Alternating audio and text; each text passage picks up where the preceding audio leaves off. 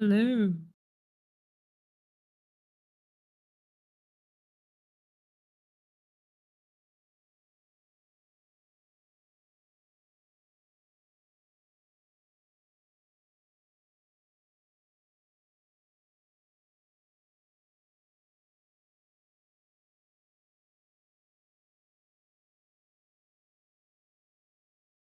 Realm of the wildlands, 'neath the sky's vast expanse, a tale of old, of shadows bold, begins with sword and lance. The Imperium's grip, once iron tight, has vanished from the land. Their absence brought by heroes thought, a new threat close at hand. Rise, oh rise, adventurous brave, through forest, hill and fen. Our race, might, blood makes fight, and silver spotlight there.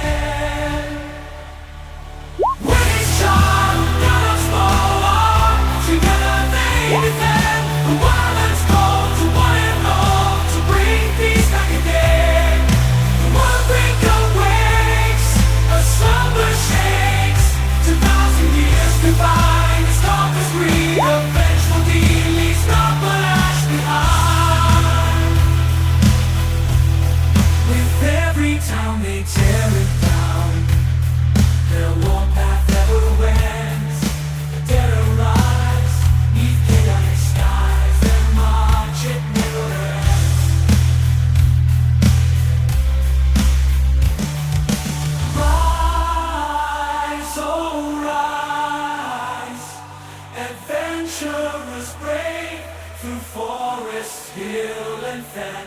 Our race, might, blood makes fight, and silver spotlight then. We charm, guns fall, together they defend. The wildlands call to one and all, to bring peace back again. From the archipelagos, chains the undead holds now free.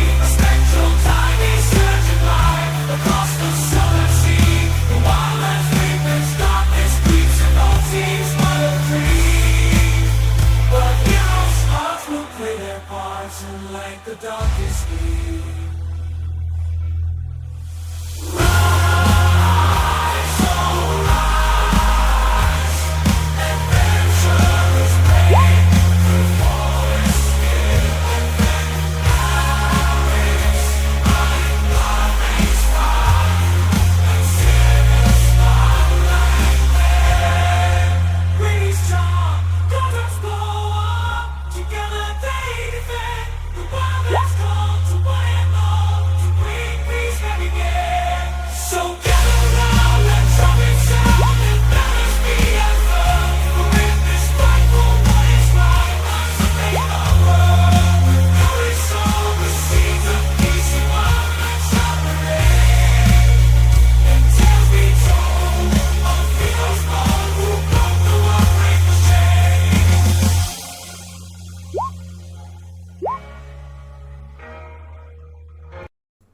All right, guys. Hello, hello, hello, and welcome on in to session number 58 of the Wildlands. I almost said Unlikely Heroes again because I'm drinking an IPA and I hate my life just a little bit. So, yeah, anyways, welcome on in. We're going to dive straight into it, do a quick recap. We got the whole crew here and ready to roll tonight. So, we love having you guys here. Remember, I don't pay a whole lot of attention to the chat screen. I don't think there's a whole lot of people actually here right now. But for those of you who are watching this later on, if I am not paying attention to chat and doing all this silly, goofy shit, it's because I got that dumb shit turned off because I'm playing motherfucking Dungeons and Dragons. All right, here I go. Thanks, guys.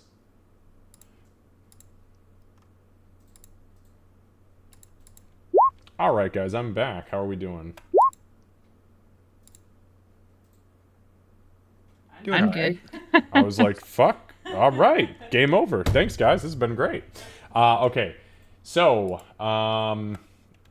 let's go ahead and just dive straight into this session number 58 of the Wildlands. Recap from last session, our part 2 game from May 2024. So, the group gathered themselves in the Grove, spoke with Bradicchio, and purchased some last-minute items, and Sybil brought some newfound hope to the battle-worn military forces of the Grove of the Circle of the Shepherd. Afterwards, the group rested and then entered the way gate, which took them to Zlagmoshumbeek. Once there, they excused themselves from Ezekiel's office and split up. Ulrich went to the Temple of Bahamut, where he was presented with a scale of Bahamut that was capable of being utilized for a focus in his Holy Aura spell, while Winnie and Bloodmane met with Grim the Quickshot, and at the Lavish Serpent Inn. And you convinced him, to be fair, without much trouble, to fly the entire crew to the Raging Waves flotilla. The group reconvened, and you guys left the city, traveling by airship for just shy of 7 hours before reaching the flotilla. You guys boarded a small dinghy, and then you got to the primary vessel, which is where you finally met for the first time for many of you, but for Bloodmane, it was the first time in a very long time, Dwendar the Tempest, who was the captain and the leader of the Raging Waves flotilla. So within the milestone leveling, there was no level up this time. Just so you guys know, you did level up technically 1, 2, 3, it was 4 sessions ago, so it's at this level it's not totally crazy that you haven't leveled up quite yet. But things are happening. You've got a lot of things in motion, and actually I was looking at what I have listed as the kind of the major milestones between here and the end of the campaign. And the way that you guys have chopped things up, there's a possibility that when they fall into place, it's going to be like, so there's another level coming here real soon. So it might seem a little weird towards the end, but we'll see how it pans out. Anyways, so we are starting today's session on Jury the 31st, the final day of Jury. Thank God, because we've been in Jury literally for like a year and a half of real world time. And it is 6:45 p.m. So, with that being said, do I have any questions, comments, clarifications before we get started? I have the comment that we're making up for that time that we lost 3 weeks to the hags, so Did lose a lot of time to the hags. Fuck them. Lost a lot of good time that time. That whole story arc as a whole, I look back and I'm like, man, that was mean. That was a rude one. Okay, so all right. If there's no other questions or clarifications, then let's just go ahead and dive into it. Let me kick off with a little bit of ambient music.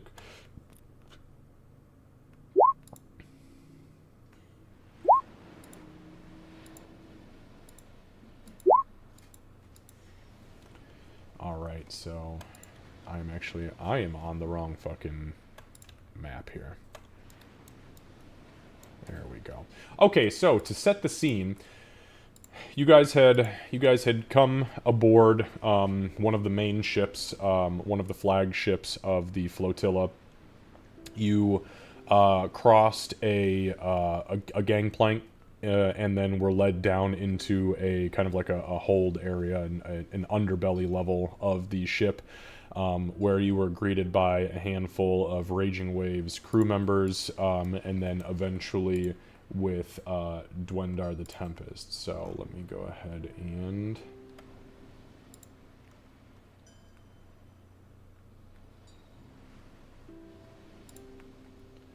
just as a reminder of who it is you guys are currently interacting with, we've got Dwendar the Tempest. Grim did not come aboard with you guys, just FYI. He had tethered himself. The airship was still aloft, and he had tethered himself to one of the main ships, so he doesn't, accidentally just, bob away. But he is not currently with you guys.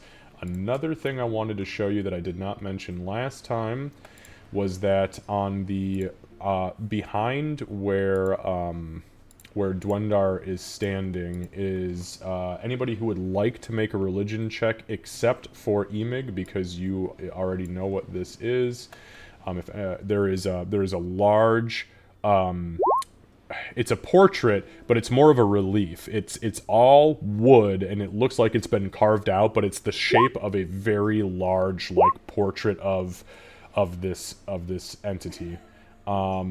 So Sybil, you have no fucking idea what you're looking at, and and the reason being is because it actually has taken on a different twist than normal iconography for this god. Everybody else, you recognize the insignia of Umberly, but this is the Raging Waves, like, dedication to her, and so Umberly is typically two waves crashing apart from each other.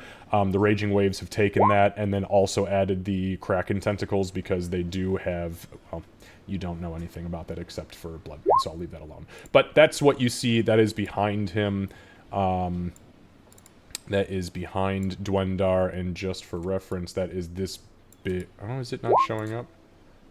That's weird. I didn't see my own ping. I saw the Fire ping. thing. Did you? Okay, so something's goofy on my dummy account. That's okay.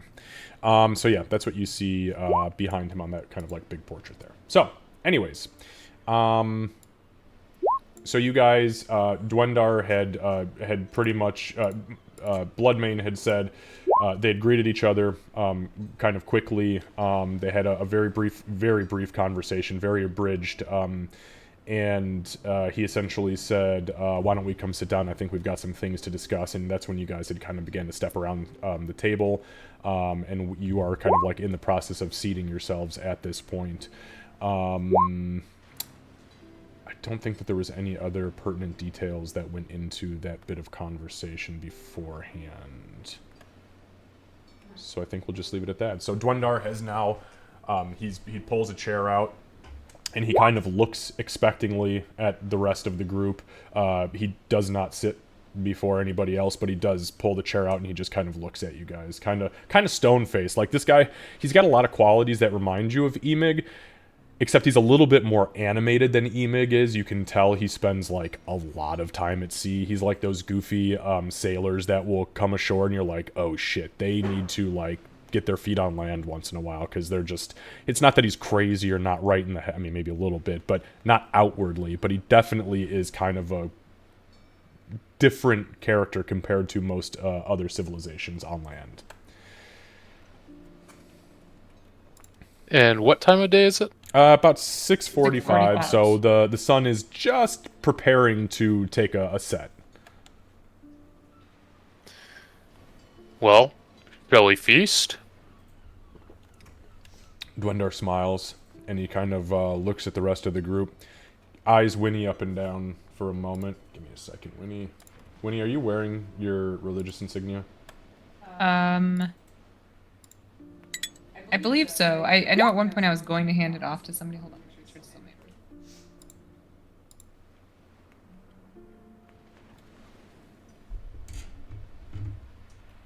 Yeah, she had it around her waist. Okay. So he would have kind of like glanced down at that, eyed her up and down, smiled, and says to Winnie in common, "Do you eat meat?" She'll smile back warmly and say, "No, but I make do with everything else." And she actually, she wouldn't even be hiding it. There'd be like a sense of her being impressed at the question. Yeah, I rolled a 21 on that religion check, so he knew who he was dealing with. He smiles and he nods and he goes, "Fish count as meat?" For me, they do. Nah, They one were of once those. living. That's all right. Any family of Emigs is family of mine. Sit, we'll find you something. Maybe hardtack and lettuce. Sounds great. Thank you. He smiles, and what is your passive insight? Never mind. My passive insight? Yeah. It's a 19. Insight or perception? Insight is a 19. Perception is also a 19. Oh shit! I had my I'm super wise. Had that must have changed recently. Then okay, then you realize that he was fucking with you about the Okay. hardtack and lettuce. Got it. So he sits. He kind of looks to the crewmen, the crewmen standing around, and he switches over to Giant, and he says, "Can we get this lot some? Well, not her meat.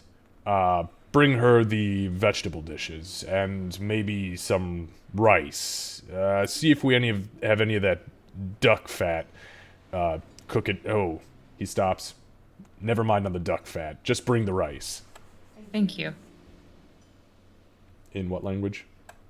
Should say in giant. Okay. Yeah, you're Sybil would gonna have to be understand. clarifying Yeah. because of language barriers now.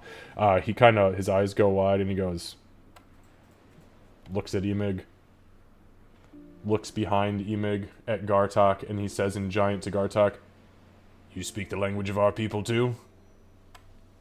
Yes. Son of a bitch. Emig, you leave and you show up months after we've seen you, and you teach your entire crew Giant? Not the entire crew, no. And I don't really teach. He smiles and he says, "Well, as long as you didn't beat it into him." And he peeks behind and he says, "I don't think that one would have survived." In Giant, and he points back at Sybil. Oh, a lot has transpired since I last laid eyes upon you, Dwendar. "You're telling me. You see this thing?" And he grabs the beard and begins to kind of stroke it. If I didn't know any better, I'd say that you were trying to become somebody like me. Powerful, beautiful, all of the above. Something like that. Dwarves came to visit us from Ironhoof, and I won this in a card game. Kind of shows the belt. I don't know if I showed you guys the belt from last time. Let's see if I've got that. Oh, here we I don't go. recall the belt. I also do not recall belt.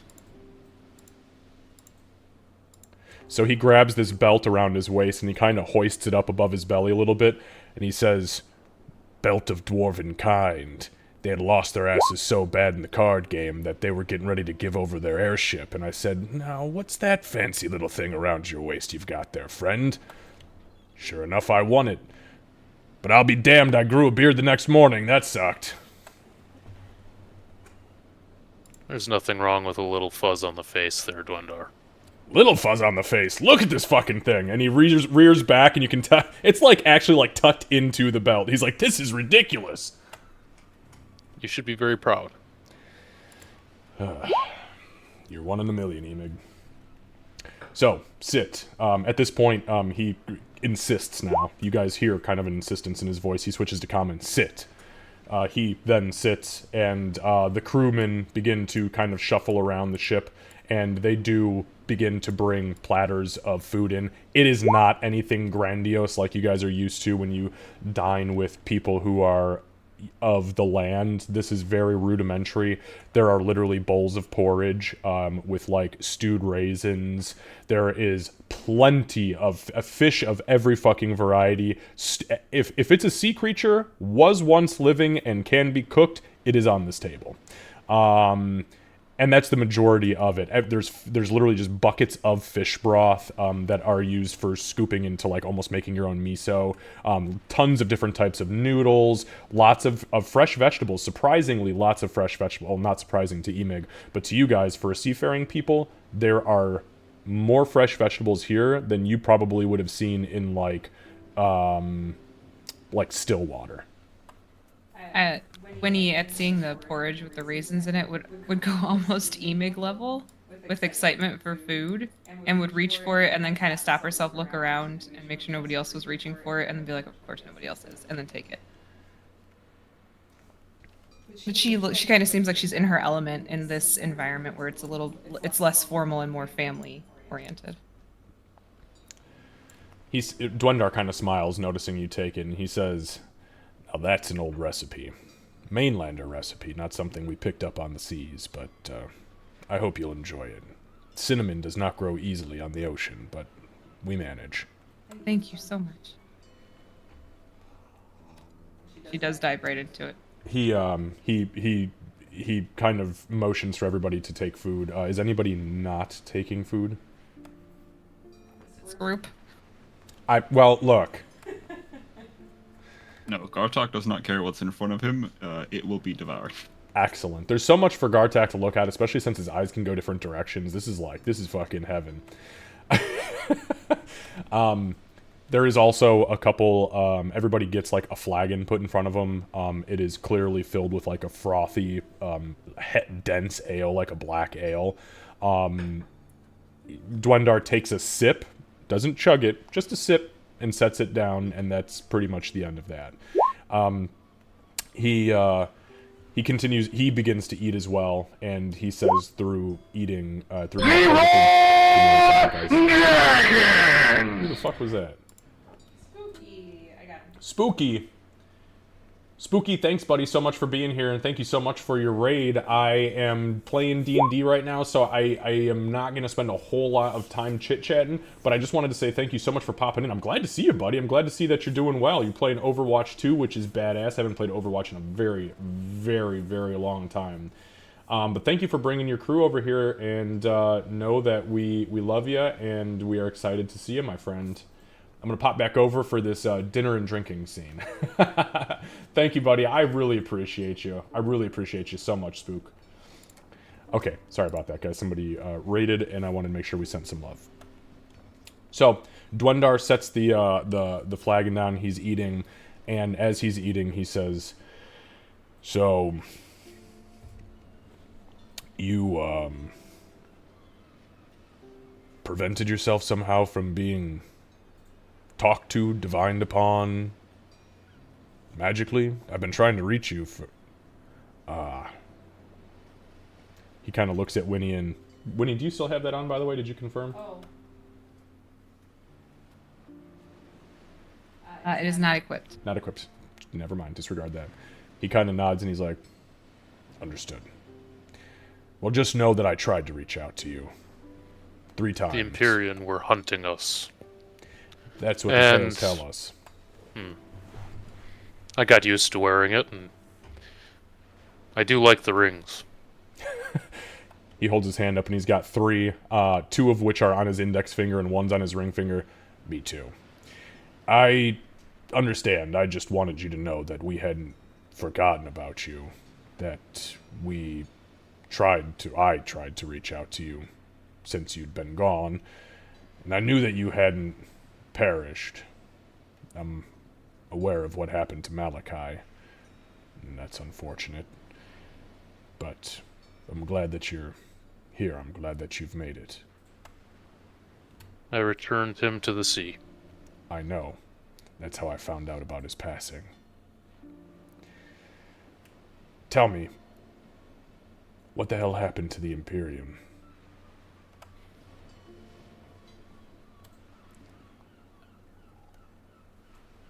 Just looking around at everybody else. When you seeing He opens the conversation, by the way, Yeah. kind of. He does gesture, like, he said right when you guys walked in, if you're Emig's family, you're my family, so. Yeah, seeing How Emig much- pause. Oh, go ahead. Oh, sorry. How much of this has been in common and how much of this has been in giant? Everything that has just transpired has been in common, and the only giant bits were when he was specifically talking to Winnie and then talking to Gartok, and then he jumped back.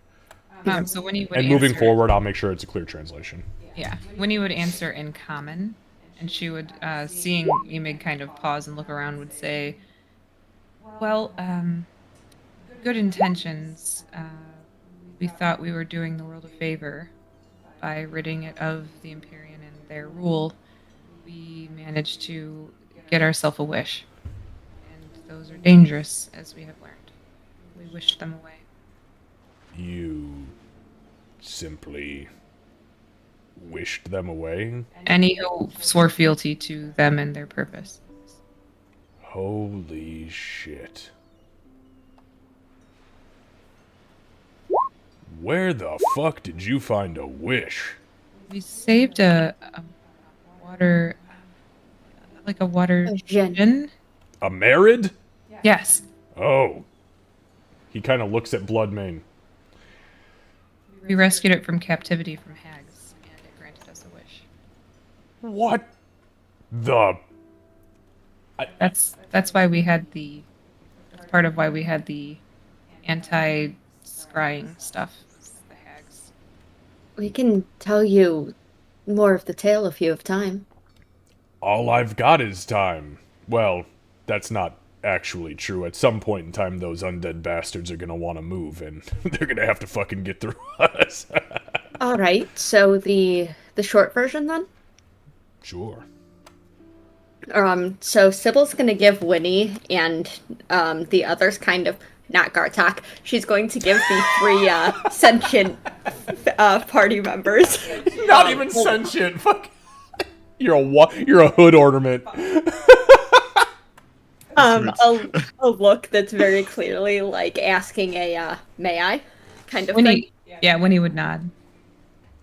Do either of Gar- the other two protest? Gartok's Not at gonna all. just listen in very intently when she starts talking, if. What Because he made us hasn't heard dig it any of in? this.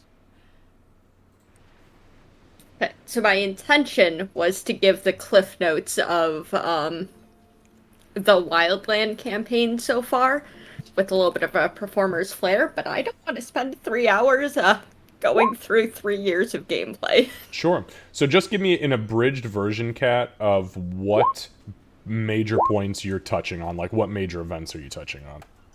Okay, so she's going to present this tale as, like, she saw it initially, so she's kind of starting in the middle.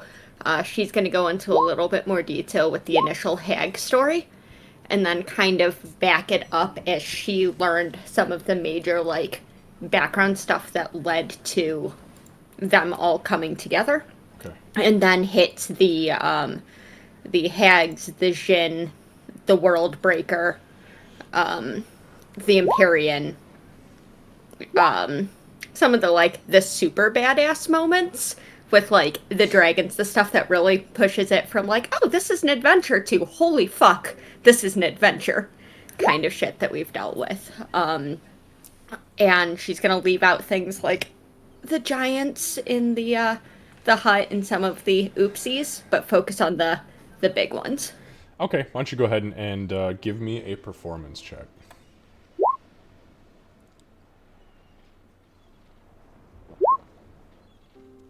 Okay. So, you give this very abridged...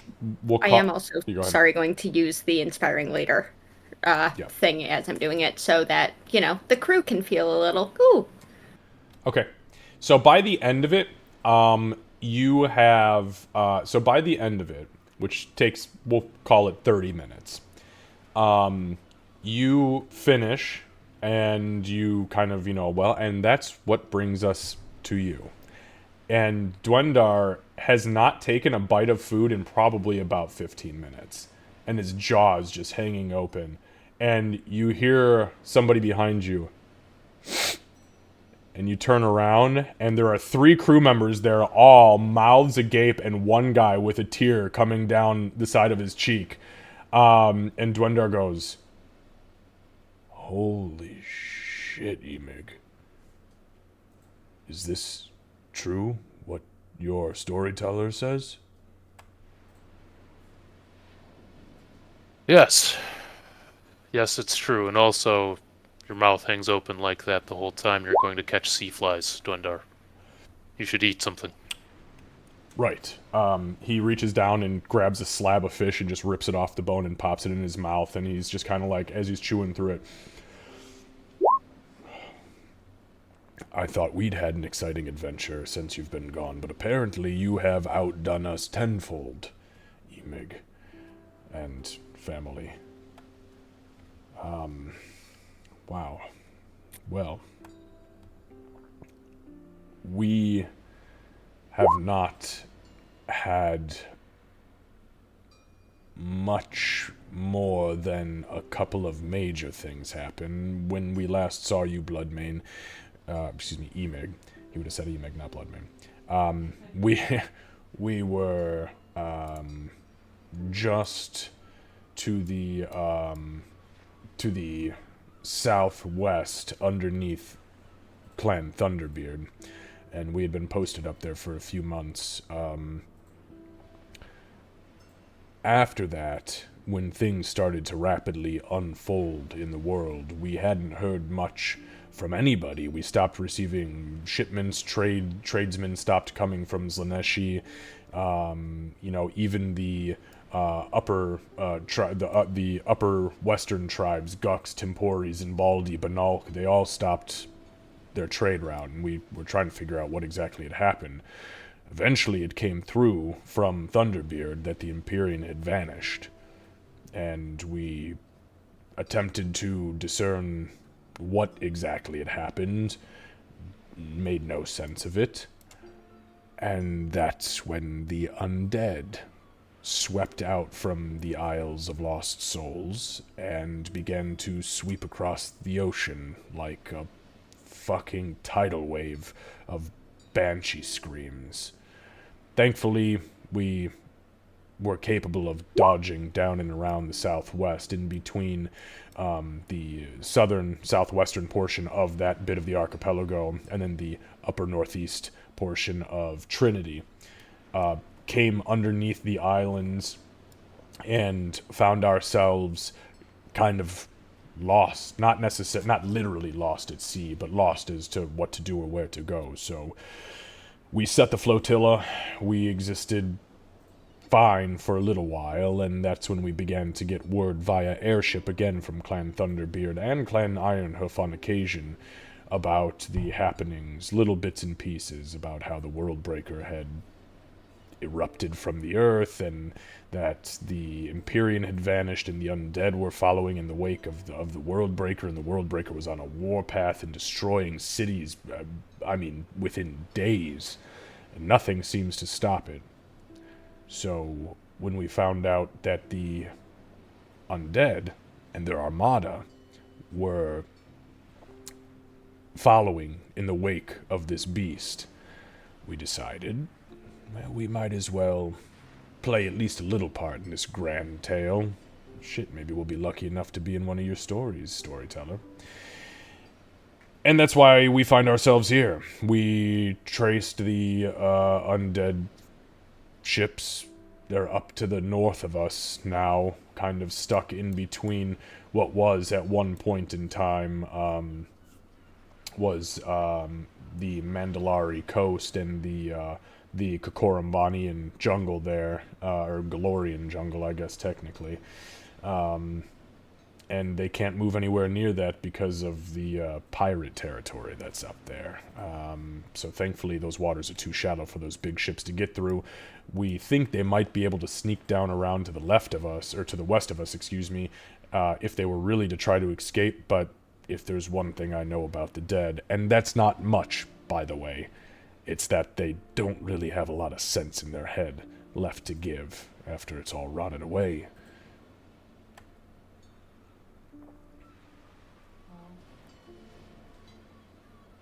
Well, I'm glad that you undertook this course. I believe it was the right move to make. I understand that they are led by three. The Brute, the Dead, the Gaunt. And in order to fight this beast on somewhat equal footing, I think disposing of the undead is our first task. If we can do it at sea, all the better. We may be able to, but we're not going to be able to do it with the flotilla alone. At this point, we have, obviously, the flagship, 5 longships, and 2 speeders. Everything else is housing, and so there's no way we're going to put the women and children and the sick and elderly at risk. So, the flotilla alone, 5, 6, 7, 8 ships. And what we had, when we tailed the undead, so we tailed them around the southern ocean, the southern bit of the ocean, and once they made landfall up near Stillwater, it was tough for us to make an actual count, but from what we've heard from Thunderbeard and what our tallies are estimating, they're currently at about 80,000 strong. But that's on land. If we can get to their flagships, so on the back of their flagships, it appears that there are massive, I don't know what to call it, The dwarves of Thunderbeard referred to them as engines, but generator or focus of some sort. They are on the back of their flagships, and they are creating a very powerful necrotic aura that we believe is keeping all of their dead alive when they leave the sanctity of the ships. We think that we might get lucky. Might. I don't know if it'll kill all of them, but if we can take the generators out, if we can take the flagships out, we might be able to diminish their numbers either entirely or at least a great deal. Now, I've heard you said there were 3, and I've only heard of one, and that's the Gaunt. I don't know the tales of these entities, as it just was never anything I've had to in my lifetime or my ancestors' lifetime ever worry about. But if there are generals, admirals, whatever they happen to be upon this armada, obviously that may be a fight in itself, but taking down the bulk of their fleet is going to be very important. And with a flagship, 5 longships, and 2 speeders, I mean, look, I know what we're capable of, Emig, but I don't think we're going to be able to take everything they've got down. I'm of 2 minds on the matter. We have potential support from Clan Ironhoof, which would add air support to our cause. We can also call for a meeting with the heads of Outlaw's Final Rest, and perhaps get more support at sea. The other option that I see now is there may be a way that we can trick them and send them to the bottom of the Wailing Waters. At this point, I'm open to anything.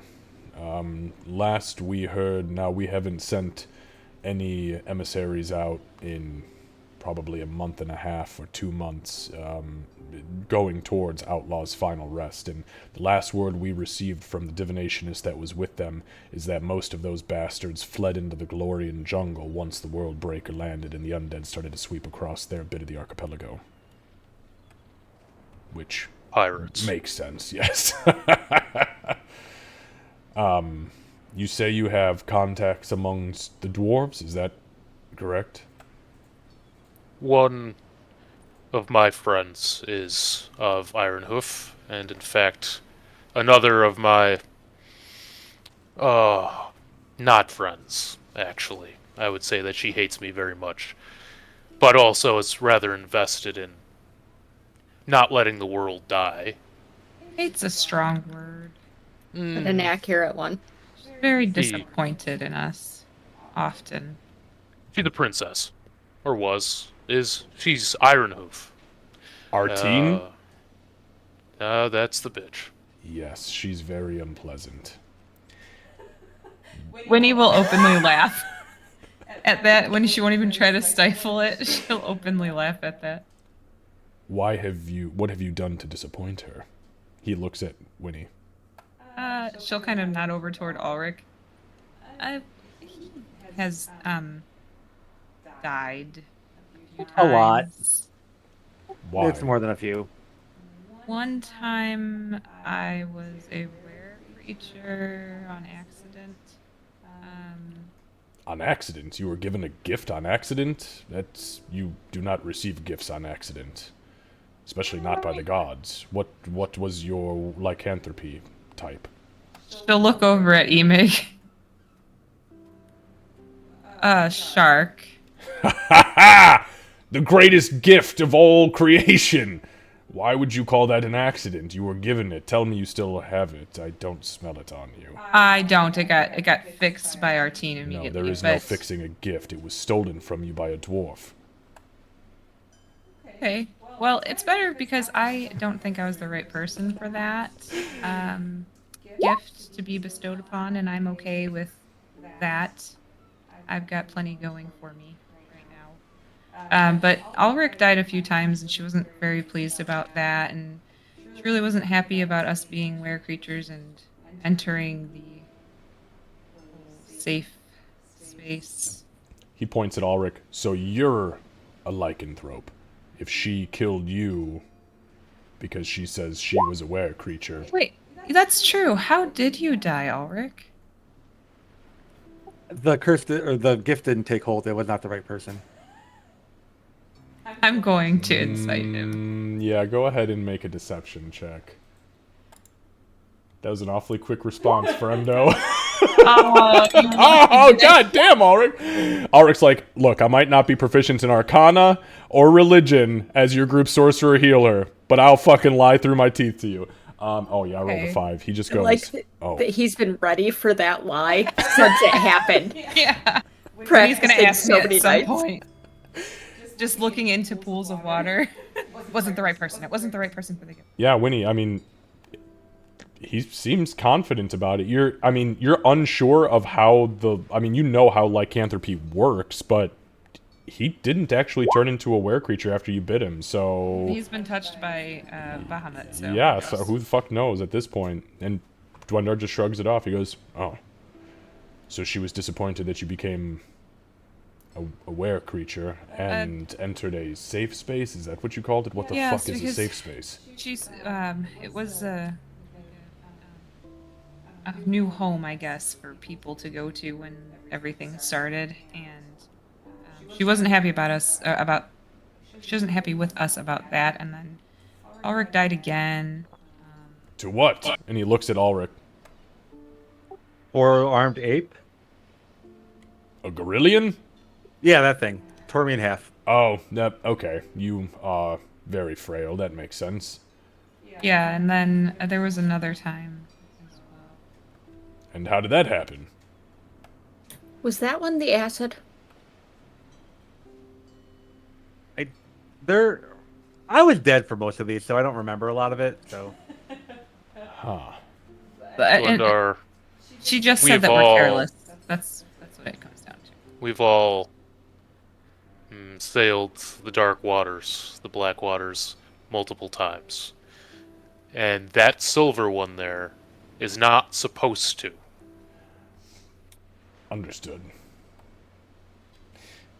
Yes, I have myself felt the dark and cold embrace of the bitch queen's love a few times in my days. Thankfully, she's been gracious enough to send me back. And he kind of looks at Bloodmane and nods, and we all row. We all row. So, we have the potential of your dwarven allies. You've also maybe got a way to trick them, possibly have an in with the pirate. If you want to discuss anything with the pirates, obviously that's your prerogative. Feel free to. I happen to have a contact with Clan Thunderbeard. I'm not sure if you're familiar with the famous artificer, Vondel Rubii. He is quirky, but proficient, and if I'm not mistaken, now that most of the leadership within Thunderbeard has taken to the mainland to protect underworld assets, whatever that means, Vondel has taken up a position of power, so I can send a message, maybe potentially even arrange for him to meet with you all. Yes, this is not something that any of us can do alone. I'm certain of that. He says, I've taken account of what the undead have amassed as far as their armada is concerned. They currently have 3 major flagships, which are the 3 I told you about that have the battery or generator focus, whatever it happens to be on the back. They also have 9 longships and 15 keelboats, all armed to the teeth. So, it's a formidable force for what they're working with.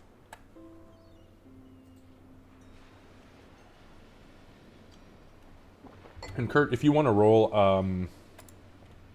just a history check, I can potentially give you a little bit more detail about that. Okay.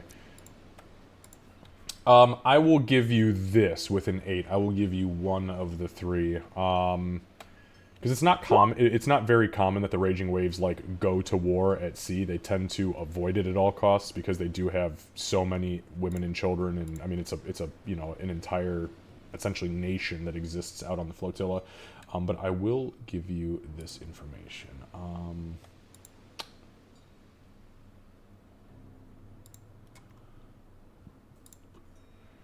So common things that one of the most common combat ships that you would see at sea were the keel boats, and pretty much every fleet will have keel boats in some fashion.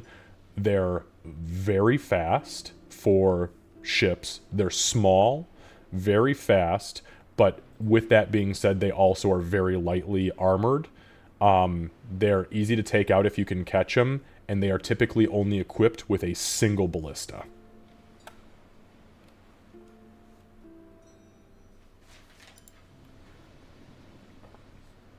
Is anybody else here proficient with navigator's tools or any sea vehicles? No? Not this bitch for sure. I figured I would throw it out there. On the off chance somebody was, I could maybe give you some more information. I'm but lucky I that's- can walk and talk at the same time. Sybil's been learning the ropes, so to That's speak. true. She has. I came from a jungle. Yes, you did. I'm very proficient with rigging now. That's like all I got. Hey, that's all right. Those skills are very necessary at sea. Okay. So Dwendar says,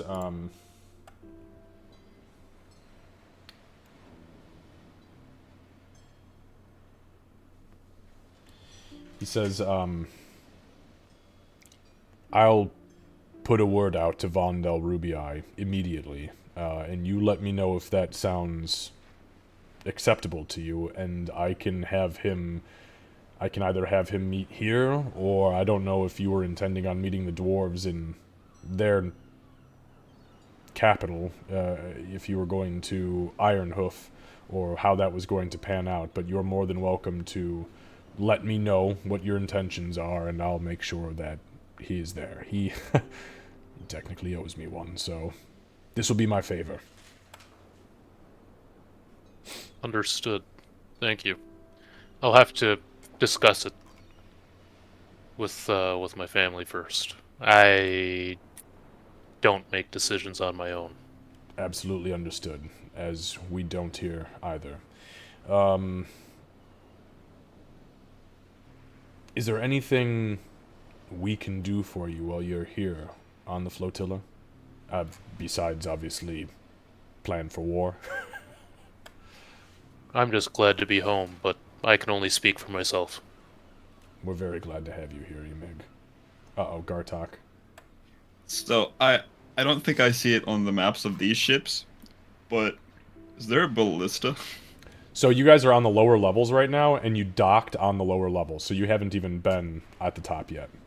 And if there was a Okay. ballista here, it would probably be on the top. Okay, then never mind. I mean, Gartok wouldn't know that, but I'm telling you, it's on the top. Yeah. Okay. Then scratch that. I'm good. Okay. There's another asset we also need to possibly take into consideration, and that's Sea Whip. Sea Whip. The merfolk settlement? Yeah, we have very good reputation with them, so they may be also able to help. We've traded with them for better part of a decade now.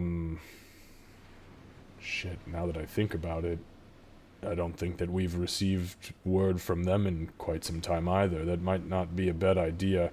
I've seen their capability at sea against the Empyrean hit-and-run tactics. Typically, they have giant... I don't know what to call them. We've tried to harpoon them a few times and can't manage it, but some sort of large creature with almost a steel-reinforced horn on the front of its head that they use to ram the bottom of the ships to sink them. It's pretty impressive when you see an Empyrean ship going down from underneath. Might not be a bad idea, though, to pop in there, and if you truly have them contacted and have friends there. We helped them with a demon problem. Demons in Sea Whip? Sybil, did you tell about the demon part? in the story in Sea Whip? I didn't think about it, so I'm gonna let the dice decide. Give me a second. Okay. That's fair. High for a demon, because that's, yeah. That seems about right. Demons do be high, don't. Absolutely not. Okay. She hasn't figured out how to get the rhymes quite right there yet. Gotcha. That and the whole hiding in the kelp forest thing. Oh, she somehow manages to leave that out of all the stories. It's I don't know, skill. Okay, so he says, demon and sea whip? Those people barely understand the religion that they follow. Did one of them summon a demon? I don't think if I recall correctly, I think a demon took over a structure way outside of Sea Whip, and was corrupting the waters. So that's what we went to go help with. If I'm wrong, please somebody. I have a bad memory. The problem is I have too many memories. I think that's the problem. Too many memories. What do you mean, Scaled One? I've been remade a whole bunch of time. Bahamut, he's been trying to perfect it for a while. It's a long story. A very, very long, many lifetime story.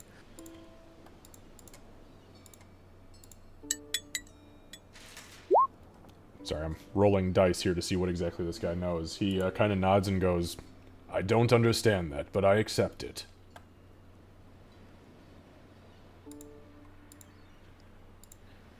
We also may have a few other contacts.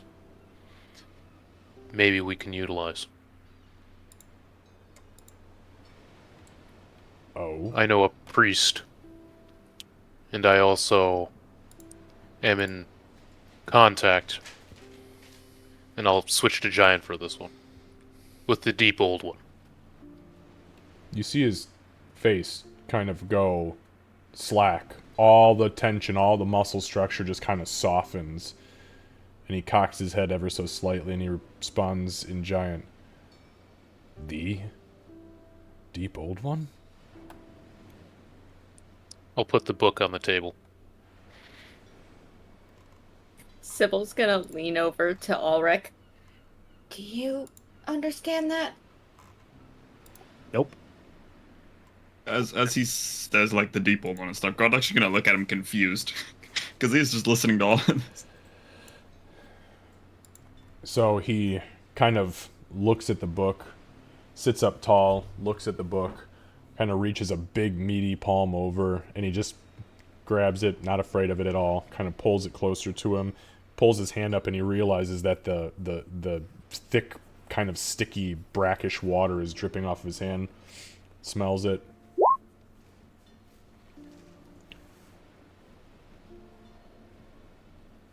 No shit. He says in giant. I think that one translates. Yeah, it's very, ugh. Duh. Pushes the book back towards you. Now he leans back heavy and he switches to common. I always knew we had one in our midst, but I wasn't sure who it was. I'm glad it was you. I'm surprised it was me. But after receiving my gift, I chose to pursue any route I could to control it. Because what is a gift if you cannot use it as you wish to use it, as it was intended to be used? Those are the words of a wise man. Another thing I have been called very seldom. I didn't say smart. Also seldom. He tears another piece of fish off and throws it in his mouth. So, this is... We might have some options with these generators. I'd be in agreement with you. This is interesting. Very interesting. Right. I think we have a lot to take in here. I will need... He kind of... he looks over towards like where the opening where the gangplank was, and he just peeks out there. Not entirely sure what he's looking at. Bloodmane, you would easily assume he's looking to see where the sun's at for the time. And he kind of looks back. I have a couple of matters I need to attend to. I need to initiate repairs on one of our farm vessels and get a few people resettled into temporary sheltering. We'll go ahead and reinforce anchors for the evening. You're welcome to stay here if you'd like. If you'd like to tend to other business, then obviously you're more than welcome. But let me know when you're ready to decide what you'd like to do.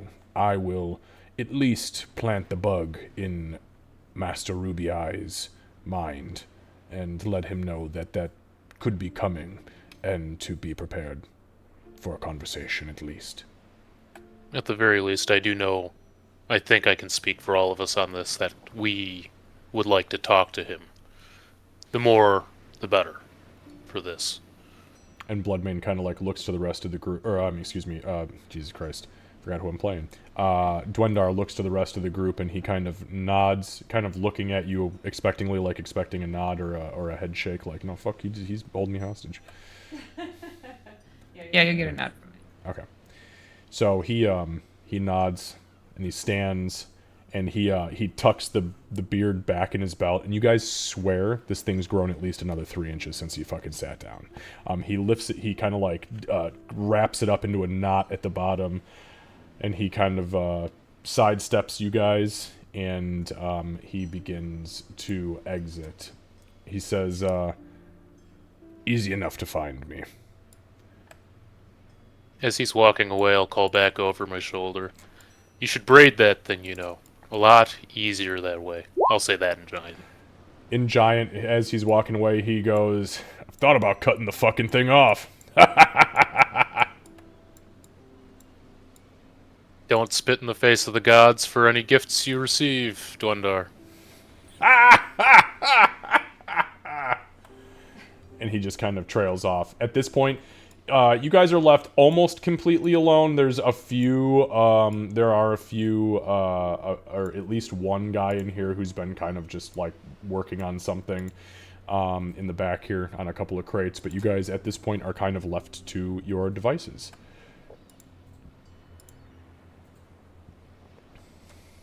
When you would look over at Emig and say, I see a lot of you in Dwendar, and vice versa. He raised me.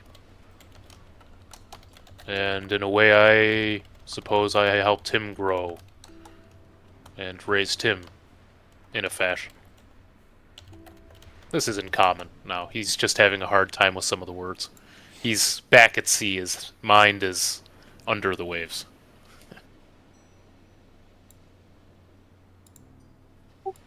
Well, for not the very first time, we have a whole bunch of options and choices we need to do. So, Excuse me. And it's obvious what the outcome needs to be. yeah. The only problem I see with it is that possibly that we have a small window of opportunity before they find a way out, and it would be hard to hammer them Good down thing you again. can So we either teleport. need to move fast, or get the most quickly available resources together to try. Move fast and see what quickly available resources we can gather. That's easy, you can teleport. Well, we know a fast way to get around. So look over at Ulrich. Once a day. Plus scrolls. That's true. I have one. So I have one too. We may... If we can get in touch with our teen and we'll have to actually talk, I think. Ugh. It's going to be terrible. If we can get her here. If we can get Ironhoof at least Thunderbeard's a ways away. Maybe we can box in that fleet with some air support to keep them more or less contained As long as we can. I might need to go and speak with my patron, and this is, again, nothing I can ask of my patron without being there. I don't know how long it'll take, but it's a thought. What other options do we have right now? Day whip would take a while because we'd have to get there, talk, and get back. Teleport. That would be a hard one to teleport to because we were there for a while, but it's still unfamiliar. So I don't know how accurate it would be to get there, but I'd be willing to give it a shot. Could reach out to the arch. Just sorry, give me a second. Ulrich, without needing to roll an Arcana check, just because you have the spell, you guys were there for at least 2 days, and that I would count as a DM as a familiar location, just so you know. So obviously, I think, if I'm not mistaken, there's always a chance that you can fuck up with teleport. Maybe I'm wrong about that. That's why I've been collecting pieces of things, because if you have a piece from there, it's like a 1% chance of, I think, screw up something low. I don't remember off the top of my head. Let me take a quick look really quick. Okay, so yes, if you have an associated object, you are on target 100%. If there's a permanent circle, you're on target 100%. So if you are very familiar with it, you are on target 75% of the time. And that would be a very familiar target for you. Anywhere you have physically been, typically, and done things in, like actually like quested around, and you guys went to the shop, you guys were at the tavern, you were at the alchemist there, you were in the hut of the village elder, you guys went and talked to the druid guy, or the sorcerer guy. So that's a very familiar location. So you'd have a 75% chance of success. You do have a 5% chance of mishap, but your similar area / off target / on target is pretty high. Just so you know. I don't want to dissuade you from utilizing your resources however you want to do it, but I don't want you to be so afraid of them that a 5% chance scares you away. It was more just a good definition of what is considered very familiar, so that makes it a lot easier. Okay, yeah, no problem. And that's exactly it. Like, my thought is, if you've been there and spent the night and quested there, like actually done something big there, it's very familiar to you. And obviously, if you have a piece of it, if you guys still have any of those coral daggers, that's a piece of sea wit. But I'm pretty sure that Sybil fucking one-shotted them all. What a waste. Oh, Are you sure? I have a coral dagger, thank you very much. Do you seriously still have a fucking coral I dagger? have one. Yeah. No shit. Okay, well, I won't plant that in your heads, but do with that what you will. Sybil just doesn't know magic well enough to understand it. That's true. That is true.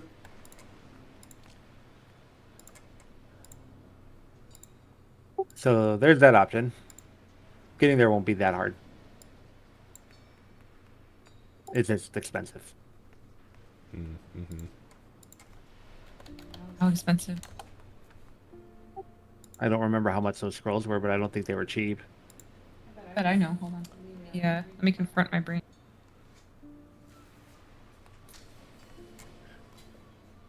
If not, I can give you a roll on that, because you guys just had the conversation about it literally yesterday with But it's in my other notes. I had to pull out the notebook. Holy shit. You know things are getting real when she doesn't even have a Word document up. This is old. Candace and I were talking about some older notes earlier when Yeah. I sent up, wait a second, when was X? And we were both like frantically checking notes. Oh, you know what? I have the total we spent, but I didn't do individualized in those notes. Yeah, I'll do the roll. Okay, go ahead. Just give me if you're proficient in history, you can roll it. If not, just an intelligence check. Okay. Yeah, I know, this is not Winnie's fucking strong suit. I'm sorry. Okay. A 4.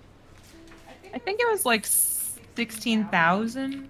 So I will give you this with a 4. So a 4 is clearly a failure. You can't really recall, but based on all the scrolls you guys have purchased in the past, it costs somewhere between 50 gold and 5,000, and that's your bracket. So that you're positive it's less than 5,000, but you don't know where the fuck it lies inside of that. At most, it was 5,000. I'm trying to remember exactly what we spent. We've spent quite a bit of money. But at most, it'll be 5,000. Yeah, so like I said, at most it's expensive. Well, we're okay. Look. what we're facing, we can't throw money at. We can throw scrolls at. So if it's going to help, we should spend the money now because No, I agree, but we would need to use. Hold on.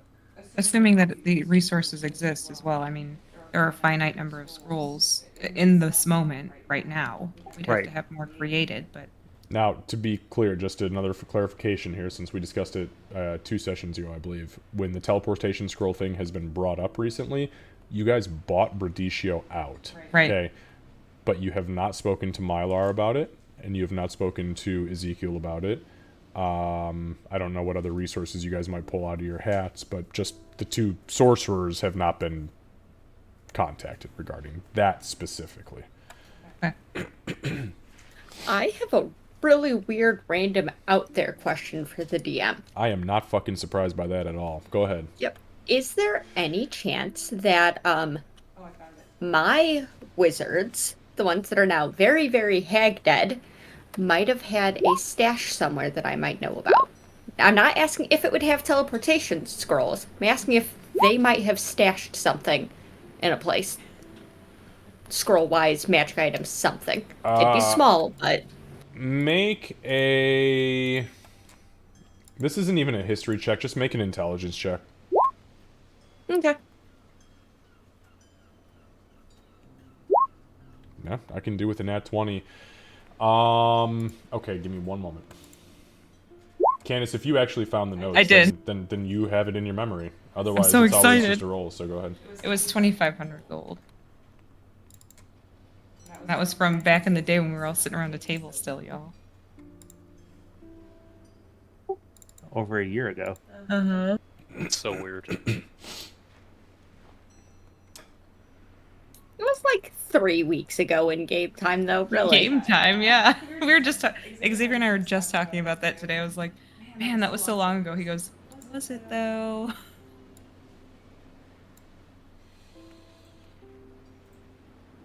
Okay, so...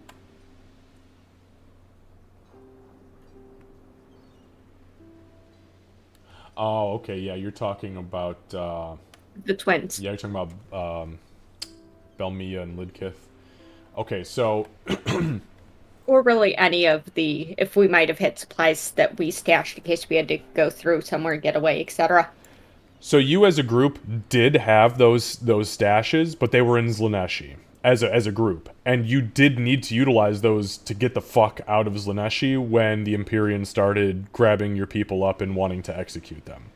However, you do know for a fact that Belmia and Lidkith, being primarily illusionists, did have stashes near where the old main tent was. Behind the tent and against the city wall, there was a series of bricks that were essentially busted out of the wall, and they created small illusory pockets in them, and they would keep shit in them. You don't know what they kept in them because it was just their own thing. Now, Zlaneshi fell, a month and a half ago, so it's been crumbled, but it's possible that if you went back to that section, there's a chance. I mean, they didn't take the whole fucking wall down.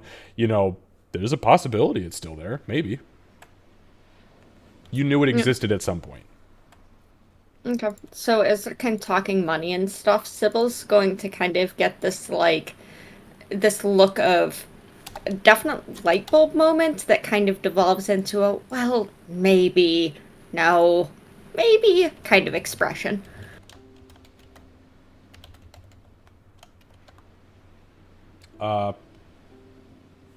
Ulrich, you would notice that. Winnie, you would notice that. Gartok, you would notice that. Just her kind of having an internal dialogue. Sorry, you guys all have really good passive insight. I think Winnie would make a mental note of it, but wouldn't bring attention. She's been really sensitive to any of Sybil's subtle stuff because of the doppelganger situation. Gartok is not, and he's gonna turn his head straight to Sybil and then cock it. Be like, "What are you doing?"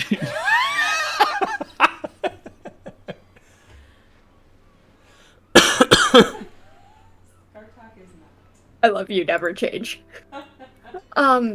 You Hood fucking ornament. hood ornament. You beat me to it, goddamn it, Kurt. Oh, okay, sorry. You, Before we even you started. all right there, Are you Gartok? kidding me? Come on. What the fuck are you dealing with? What? Yeah, it's not bad. It's Doing. yeah. The taste is a And then he's little gonna like mimic intense you. for me, but Lizard expression. Gartok, make a performance check. Oh no. I want to see how good this is. How bad it is. Not very. Oh, it looks like a dog, kind of like cocking his head from side to side. It's very instinctual, as opposed to Sybil, who was very like conscious of her existence. You know.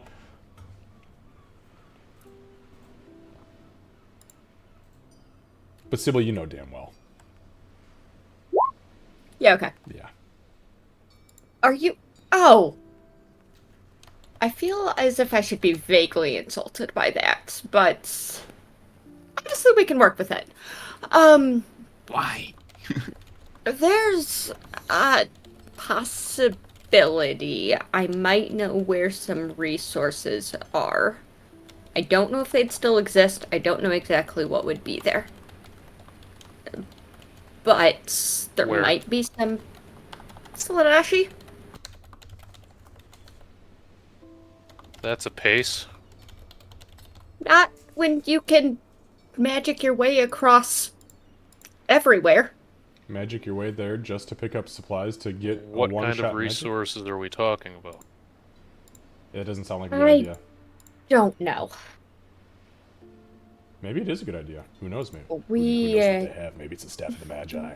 Well, maybe we can just pay. Maybe we can just pay Ezekiel to come to us. We send a message to Ezekiel. Say we're looking for a shopping list. Can you please come to us? We'll pay you for We travel. do have to be semi-careful with that. I know he said that we could open up our magic venturing shopping, but we should still be cautious. Well, we bought him out of teleport scrolls last time, so if it's something he doesn't have, he gave us permission to seek it when we need it. So, Right. but I'm also worried about taking teleportation resources away, as they have to teleport several people to safety, as they're literally next in or close in line. If I've learned anything about Ezekiel, is that he will not do anything he doesn't want to do. Yeah, you're not wrong. That's accurate as fuck. And to answer Huh? your Yeah. question, Emeg, it's possible there are some magic items, regents, supplies, coin. I don't know. There could be any number of things. There could be artifacts of great power. Wouldn't surprise me. Whatever we do, we need to be precise in what we're asking for, and it needs to be things that we asked Rhodesia for that he couldn't produce in order to uphold our side of things. You okay, Gartok? Talk different things. Yeah, I was gonna say there's two different conversations happening. Sybil's talking about a hidden cache of stuff that may or may not exist, that may or may not have things in it, But and you're are talking relevant. and it you're may- talking about shopping trip at Ezekiel's Emporium of let's get stuff from him, good stuff. Right, because we know that stuff exists. Right. Right now, I'm explaining Gartok's confusion because it sounds Ah. like there was two different conversations and you were talking to each other about it. So I see. I guess maybe the first step is to figure out what it is that we need. Instead of a maybe it exists here or there, what do we need? Would you guys like me to pull you to the main map so you can do strategic conversing? Like, trying to figure out what the hell you guys want to do and where you want to go? that might be helpful. Okay. Well, there is your main map.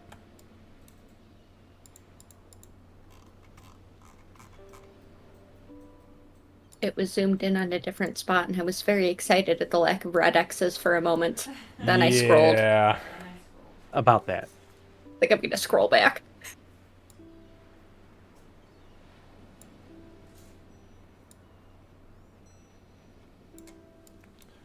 Alright, so there you are. Yep, everything that has an X is what you guys have confirmation of having fallen.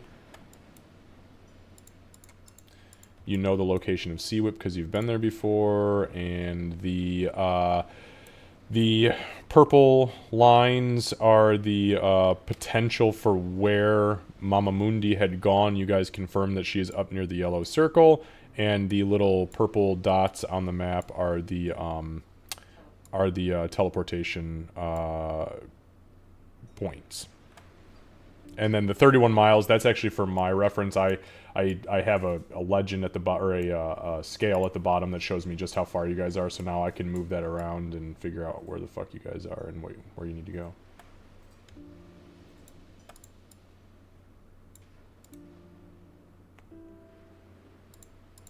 Quick question about the circles because I forgot to ask it last time. Are they circles that I also know that I could teleport to? I don't remember. Well, definitely not the Magi Tower because I've never been there. So no, you would. So not well. So you have. Let me back that up. You have been to Zlagmoshumbeek and you've been to Zlaneshi's. So yes, both of those you could teleport to because there's a permanent circle there. You have never been to the Magi Tower, so that one is out until you get there for the first time, or until you get to a permanent circle or the waygate that allows you to go straight there. Then you will at least have it in memory. Okay, that's what I wanted. That's what I was double checking. Great question. I appreciate that, actually. Because I know I have not teleported to the one in Zlaneshi, but I knew I had done the one in Zlagmoshumbeek, so I just wanted to be sure I could if I needed to.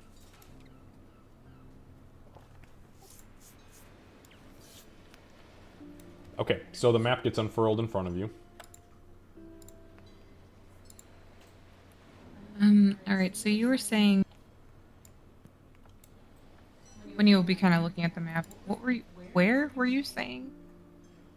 Sybil? Zlaneshi. Right? I'm not crazy. Am I speaking out of turn? She nods. We had a number of places there, but the one that's likely to still have things is in the heart of Slaaneshi.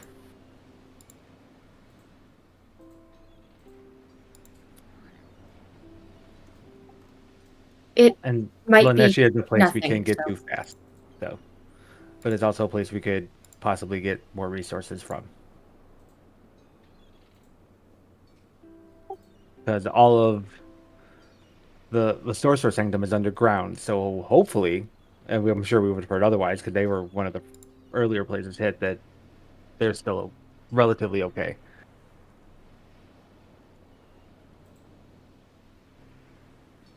I guess the question really is, I mean, we are in a time crunch, but we're not in a time crunch. Obviously, we don't want to drag this out too much. The sooner we're able to take it down, the better, but we're not going to be able to take it down if we don't have the resources. So if we really think these are crucial resources and that it will be a worthwhile trip, it might be worth it to do. There could be nothing there. Right. So then, do we think it's a worthwhile trip?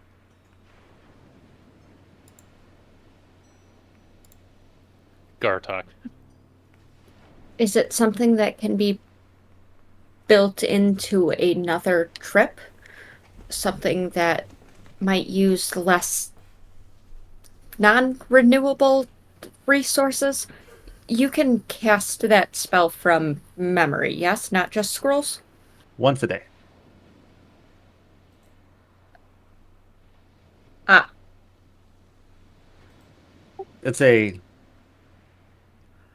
very much of a higher tiered spell. So I can't imagine moving most of the way across the part of the world that we know is something that doesn't take a large amount of energy.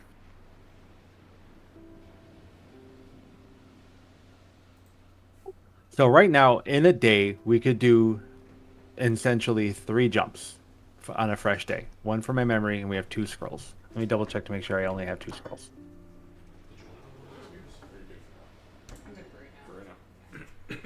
Yeah, moving to lighter. Yeah. That's a little bit intense for 818. I know. Yeah, I only have 2. Or I only have 1, and Winnie has 1. Now we go. Brain working. Yes, I do have. I did confirm I have one in the bag of holding. So, a same day trip there, trip back is one expendable resource gone. But if you guys went to one location, talked, But if we teleported to were another, there talked, and then came back, I mean, you're good in 1 walked day. or did other Make it a whole things day. You on could do every trip in foot, 1 day. slept, Teleport to one of the dwarves, and then teleport to traveled Seawick, again, then it teleport would to not Zerneshi. take That's all through your anything. resources. Sleep, wake up, teleport back to the floatilla. Yeah, I would Done. just I then could you- then then again you cast don't the need spell time. again from memory. Yes. Right? Am I tripping? If we're able to pick up teleportation scroll during our travels, it's not even an issue. A teleportation scroll or two. We can afford multiple. It's just like I said, it's a finite number of resources right now. So if we were able to teleport up to the dwarves and they have some up there that we could purchase from a merchant, then it's not a problem. Well, It's a lot of ifs. Is it possible that people have begun to try and move in behind where the World Breaker and the undead hordes have followed? Could there be people there that have supplies they may be able to offer?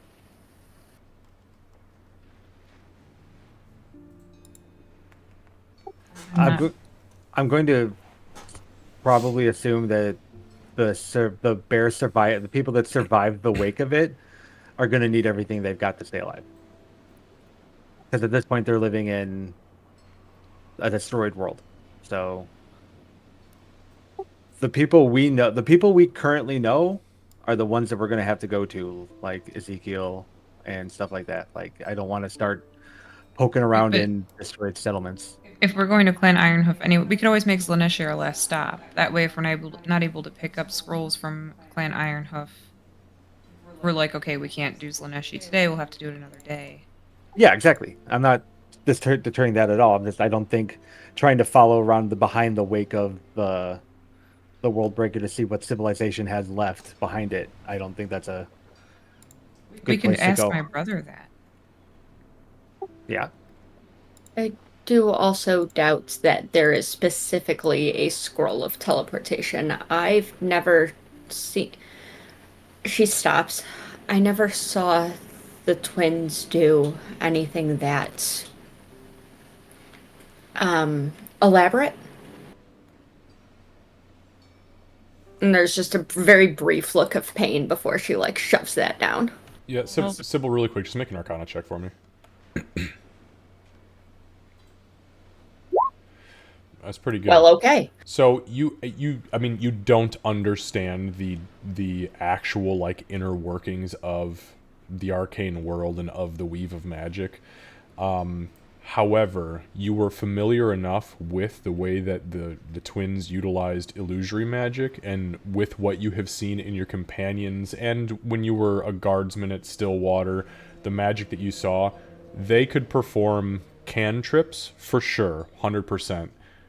First and second circle spells. Nothing above that you ever saw. You never saw it. What they would consider fantastical is moving into the third circle, which would be your fireballs, your lightning bolts, your flies, your haste, your invisibilities. You didn't see that shit. Actually, I think invisibility is second level, so I take that back. But you get what I'm saying. The only reason they would have something like that is they were if they were going to sell it, if we needed something, if we needed extra funding, something like that when times were tougher, or if they were trying to trade it, or maybe if they thought they would attempt it at some point, but that's well above what we did. But we were given a lot of things as payment, so That's not wrong.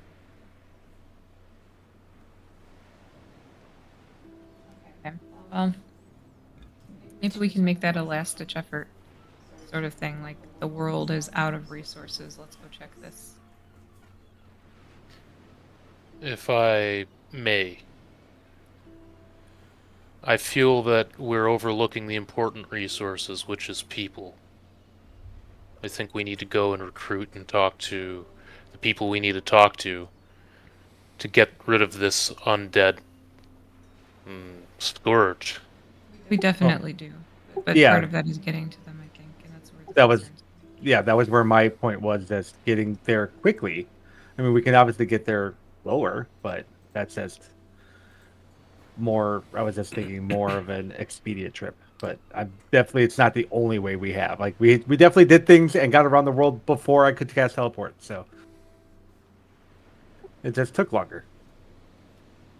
So perhaps it doesn't need to fall on us to do all of the moving.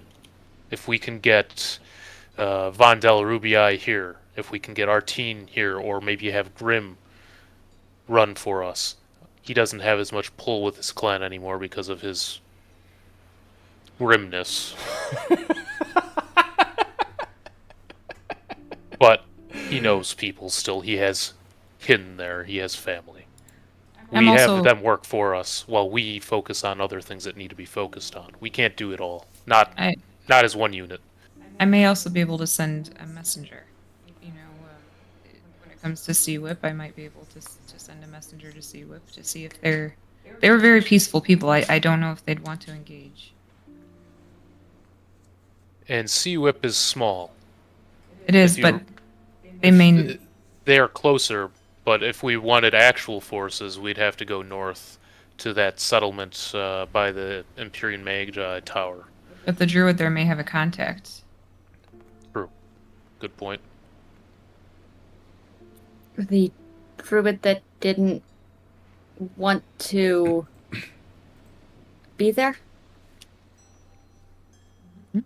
Maybe it's a good opportunity for him to get out. Well, we can't forget that people are very good at finding ways to spread word on their own. I saw that a bit in the Grove actually last night. If you start spreading word to small groups of people, they'll find a way to carry it. We can use that. We need to use whatever we can. Well, I can't do any of the fantastical things that you can, but if there's people, I can talk to them. If we have a message we want spread, I can do what I can. If we go to a place where there's the important meetings that need to be had, I can go and find the lesser people. Well, don't we have a council meeting coming up? It was on the new moon. We I can just invite people to that. have no idea how far the new moon is, especially not with the way time passes where we Winnie stay will just normally. look at Emig. Winnie will just turn and look at Emig. When she says, The new moon, it's on or the the 10th. full moon, is Friday, the 7th of Octet. Nope, it's on the 10th. that's the full moon. So then the new moon is The new moon is the usually- 10th. So But the 7th does begin the cycle of the moon's rebirth, so. So if we can get word out now and tell people to meet us at X location, then we resolve the whole issue of having to travel, but that doesn't mean they're going to show up. And I don't want to seem disrespectful by saying, come to us so we can ask you for help. The mages, all of them, did agree to help transport people when we call a meeting. But is it better to have them transport us, pay for it? I don't want to seem disrespectful. That's my biggest thing. If we start out on a bad foot, If we transport them to where there's safety, there's not going to be a good place unless it is to the Grove directly. Because any place is either favoring some and not others, bringing people to a desolate wasteland, or to a place that's soon to be a desolate wasteland, and none of those are encouraging.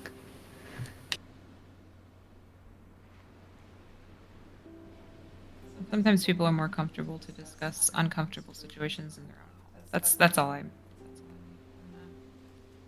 That is a good point. I'm not trying to be critical. No, we need to look at it from all angles, but we.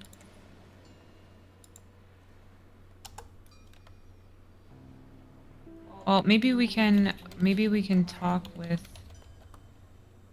our sorcerer friends, our sorcerer wizard, anybody with that capability. See if we can pay them for. They can do it more than once, I'm sure. If they couldn't, then they wouldn't be able to get us there as quickly as they did before. But we did just go through war, so So that's something to keep in mind. When you guys had the initial round of meetings, you had an entire regiment of battle mages that were focusing on doing your teleportation for you, and you lost the entire unit. It was wiped out to the man. That Right. was the Zlagmoshumbeek mages. They're gone. You guys fucking lost them in because you threw all your resources at Demon Spring. So that was just one of the units that rolled poorly and did not make it out. So Because they were wounded from the from the battle initial prior, growth. right? Yep. Yep. And they didn't have enough time to recover. So Yeah, so we might be better off just requesting that we be teleported somewhere than requesting that they teleport entire groups of people somewhere. Not only will it be more reasonable, but it would be more thoughtful in light of the recent loss. Well, where would we have them meet then? Well, what we can do is, we can have Grim take us to Clan Ironhoof. It takes a little bit longer than teleportation, but we can get there. I've also never been there, never seen it, so it would be dicey getting there to begin with. That's true. Yeah, you haven't been there. But we could go there. Our team might even, dare I say, be happy to see us in her own home. Let's not say she'd be happy. I didn't say she'd be impressed. Just she'd be less annoyed, at the very least. But if we put the effort in to go see her, especially knowing that we've got your family backing us, Emig.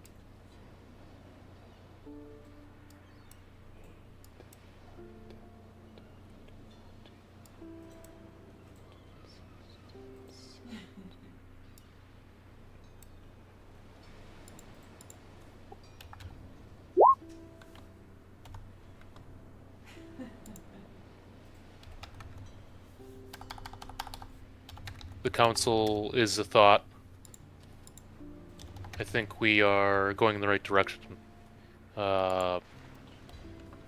We have not yet addressed that I will need to depart, not necessarily for a long time, but where I go, none of you can truly follow.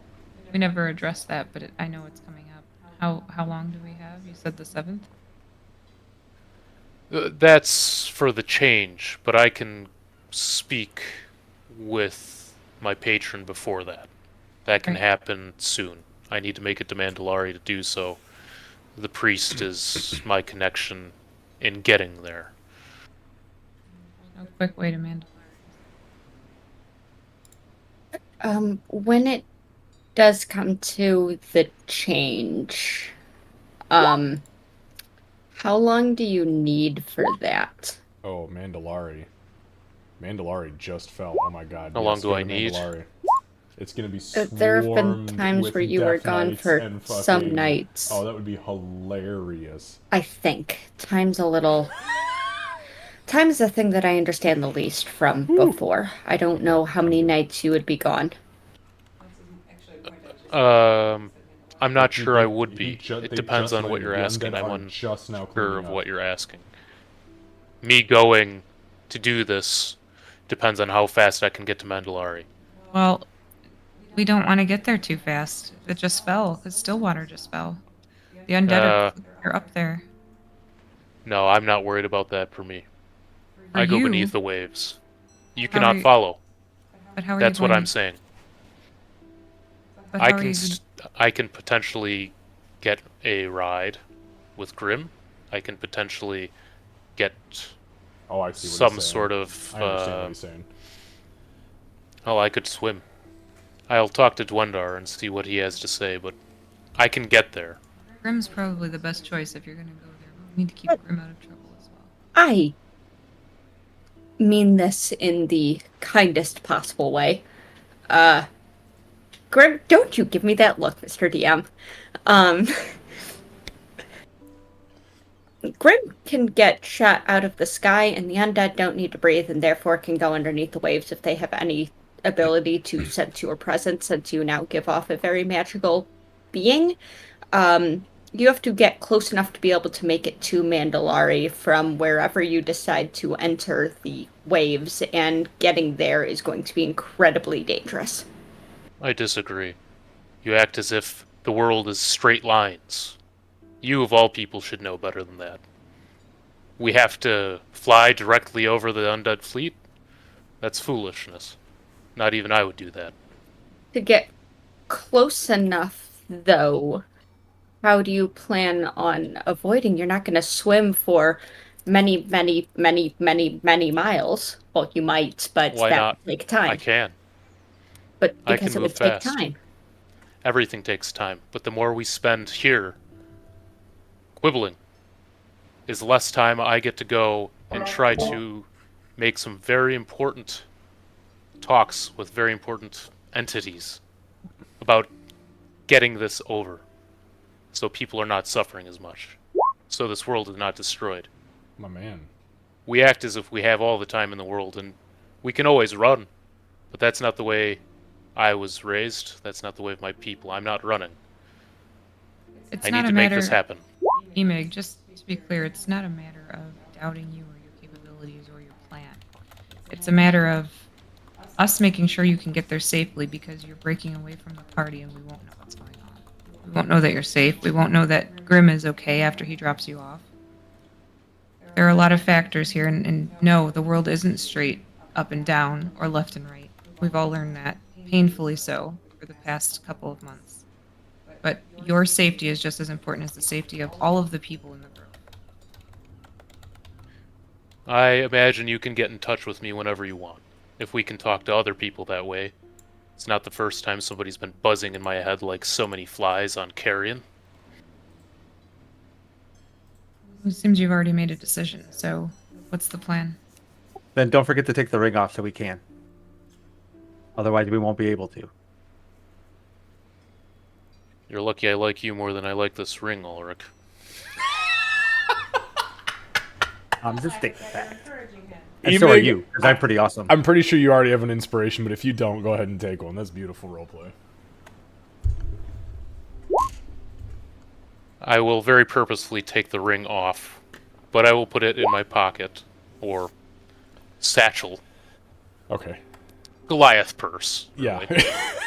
A gurse. You can. Oh, I don't like that word. Yeah, me neither. That's pretty terrible. You can unequip it and unattune from it to your whim, and as you do so, you feel this flood, not necessarily of energy, but of like backed up messages that kind of rip through your mind a little bit fast for comfort. It sounds like Dwendar talking on top of himself with a little bit of Ezekiel mixed in and like a Mylar comment here or there, and it's all like they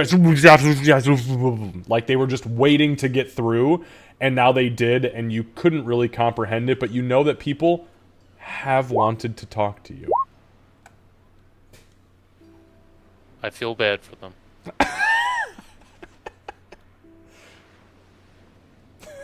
Fuck you, Ulrich. Okay, so then we let Grim know. What is the plan so that we know your route in case something does happen? Holy shit, so he's just gonna go by himself. Okay. We would fly northwest over land, and then head east to the tip of Mandalari to the cave that I need to go to. I I understand. may we have can't- him drop me closer. Can we all go on the ship as opposed to just having you and Grim and then Grim by himself? You can. What is your plan? Where are you all going? Or are you staying on the ship? If I assume we would stay on the ship. We I don't could want to check leave in Grim. Mama Mundi and the others. He If can it's circle taking- around the northern part of that island, and you can look. Maybe you'll get lucky and find them. We do have to talk with Clan Ironhoof as the ship flies. It's not terribly far from where I need to go. Maybe that's our next step. I think Clan Ironhoof after your excursion is a good idea. I think we need to not underestimate the number 80,000 undead that are trailing this thing. And yes, my brother is a part of a group that is following behind and trying to clean that up, but I just think that we need to be very cautious in what we're doing. Because don't forget, there's the undead and there's the cult of the world Correct. breaker And right behind him as well. that's who my brother and his group are trying to clean up, is the cult. So there are many numbers and not many of my brother's group. Yeah, and just to be clear, as far as like, I know the structure, the pain train is kind of difficult to understand here, but it goes World Breaker, Cult of the World Breaker, Winnie's brother's like guerrilla warfare tactic contingent, which is not a very big force, but they're picking off stragglers, and then behind them is 80,000 undead, and then after that it's just pain and misery. The I was pain hoping for free. sunshine and rainbows. If I was able to send a message to Yinny, I would. I don't have that capability.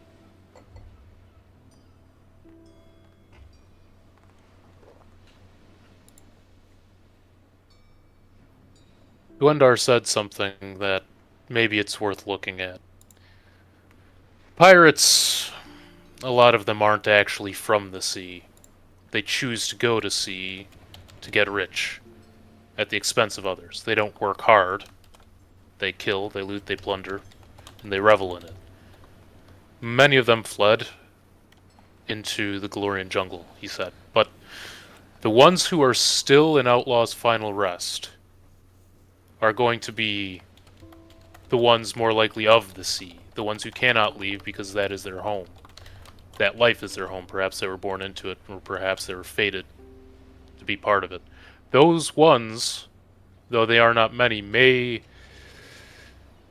be very helpful in getting rid of this armada. They might know ways that we can trick. They might have other ideas. I can't think like they do because that's not how my people are. That's not how we work. We live, but not in the same way that they do. It may be worth trying to get in touch with them as well, if that's the route that we're going and we're all going. It makes me nervous only because they are pirates. If the World Breaker kills the whole world and they're able to get away from it, it won't matter to them. I understand your side of things, but You're not wrong.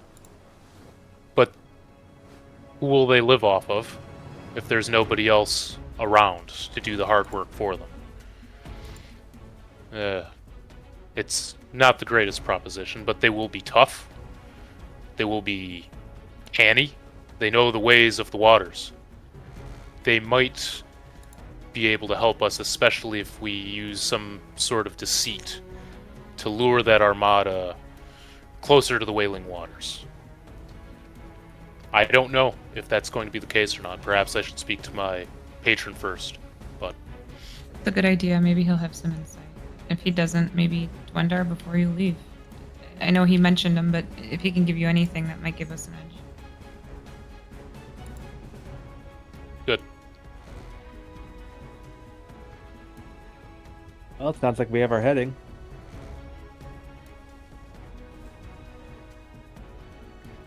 I suppose it is getting a little bit late for flying, but I'll go and speak with Grim. Perhaps we should set out at first light. Sounds like a good plan. If I could trust him enough to fly at night, he's probably already a little bit past flying stage. He was past flying stage when he flew us here. That's his way of flying. It helps him. I can understand why. I think you and Grim are more alike than you know. Oh, could you imagine? Couldn't hear you. Oh. Okay, so, what is the next step in your guys' journey? What do you guys intend on doing right now, then? Bloodmane, you're going to go speak with Grim, and what about the rest of you? Winnie might, if Dwendar is about, she might approach Dwendar. Okay. Ooh. Let me start with Bloodmane, because the Dwendar conversation will be a little bit more interesting. What about the other three? I'm Gartok gonna- continues to eat. Yeah, fucking. What did you bring in a bucket of ice cream, Lucy? Not a. I wish I had a whole bucket. No, it's just a plastic bowl. That's a fucking Bro, that's a bucket! whole tub! Dude, what the fuck? We call that? Yeah, in America we call that a tub of ice cream. What do you mean a bucket of ice? What? How? Wait, hold on. Do they have buckets of ice cream in Africa? Like real buckets? No, but I wish they did. Fuck, man. We me do too. have those big ass buckets here, though. That's The true. gallon- That's the true. Gallon? Yeah, usually it's got like the Neapolitan or yeah. Oh, Chocolate vanilla swirl. son of a bitch. Lucy's in for a wild ride when he comes to the good old US of A. I know, man. It's like a month away. I'm excited. Go ahead. I think What do you do? There we go. Gartok would just kind of. I guess once again he's on a boat and he's really uncomfortable because it feels like I'm on a boat, everything's moving motherfucker. and it's not the airship. He can't see like views all around or just water. It's just he feels everything moving and doesn't like it. So he's gonna probably, I guess, wander around and try and get familiar again. Okay. Until someone stops him. But Gartok's whole thing is he goes where everyone else goes. He is not a leader, he's a follower. He survives by following the strongest. That's the way his tribe works. So that's what he can essentially do. So until everyone else tells him to go somewhere else, he's just gonna wander around. Okay, so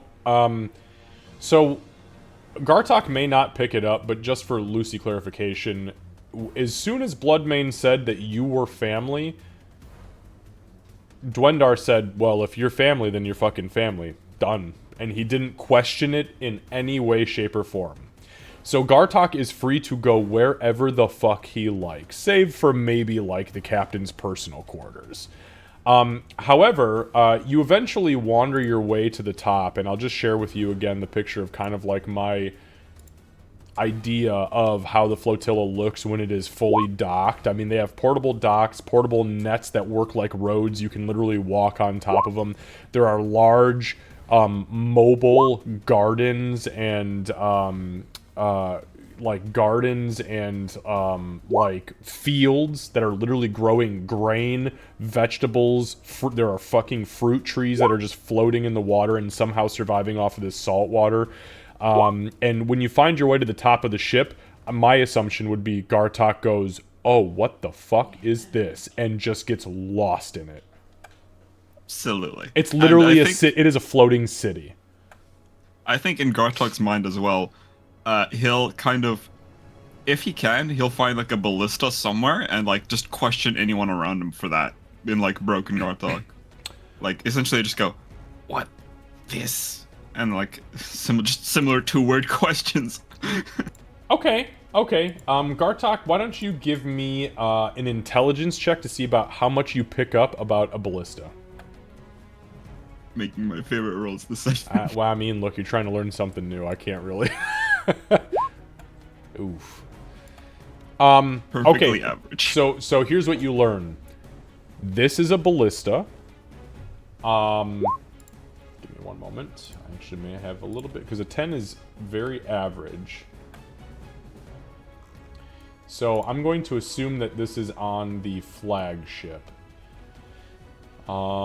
So on the flagship, you are introduced to a ballista.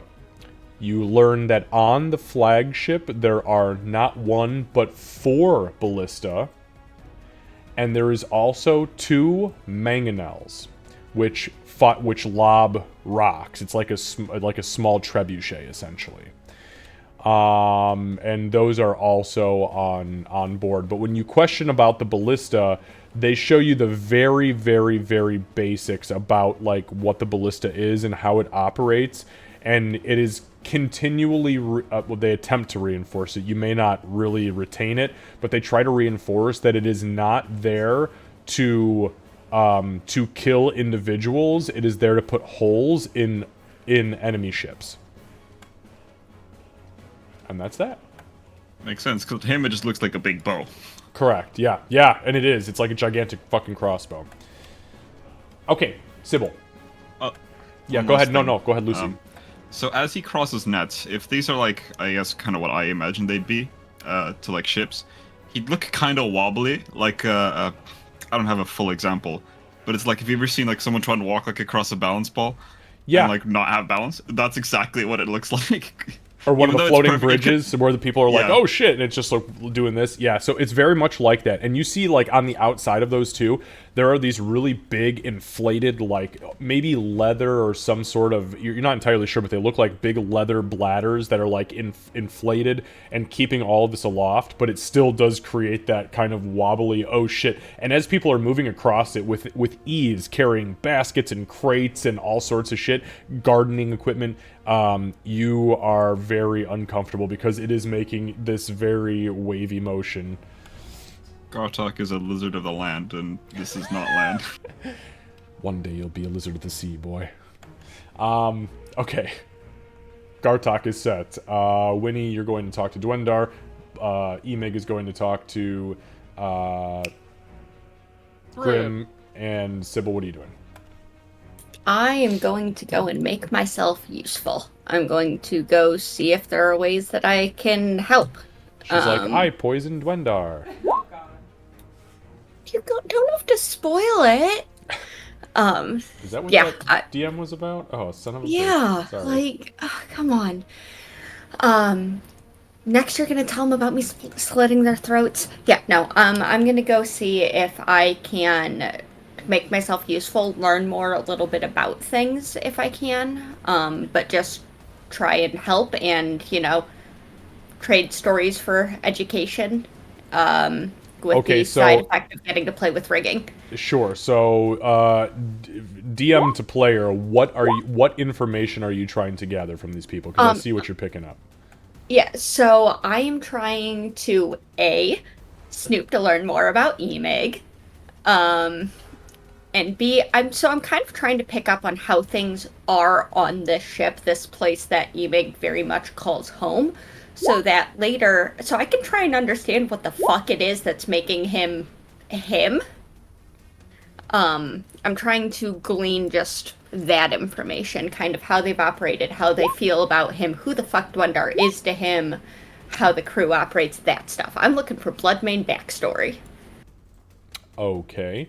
And I will trade stories about his badassery and highlights and things like that. Okay, so why don't you go ahead and give me an investigation check, because this is the most investigatory investigation bullshit I've ever heard of in a player, so... Want to trade stories for stories, really, that's it. Oh, sure. Oh, yeah, okay, okay. I'm so bad at these. Kurt's not wrong, he was a fucking... Okay. Honestly, that wasn't an awful roll, and I'm a little thrilled with it. So let me pull up my notes really quick here, because these are notes I didn't think I was going to have to reference tonight, but here we are. Welcome to hell, motherfucker. Yeah. I'm also trying to, continue to put our group in general good graces and be generally helpful, which is what I try and do when we go places, because Good luck. Best wishes. we tend to cause fireballs afterwards, so... Yeah. You fireball one time. Yeah, and it made a grove. Right? Pretty amazing. It's true, it did. Fires of creation.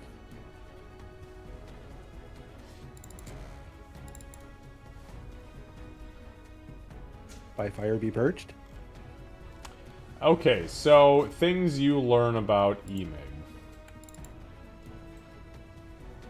So, I mean, a 15 is a success. It's not a great success by any means.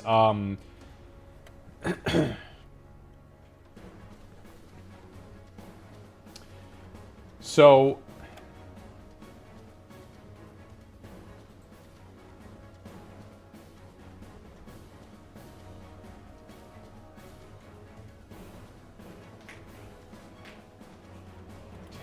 So the things that you learn about Emig are as follows.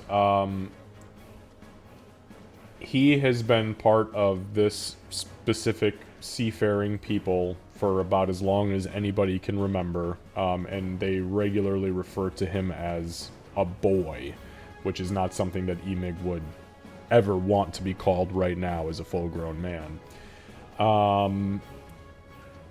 You know that he did not have an easy time when he was very young, but as he got older, he became very determined to succeed on the seas. And you know, just as a person of the land, that his people, the Goliath of the mountains, are not seafaring folk. So him being a seafaring folk is very different. He devoted a lot of his time to trying to pick up little tiny bits and pieces of language where he could, but he was all but fucking illiterate. They just could not beat it into his skull to save his life.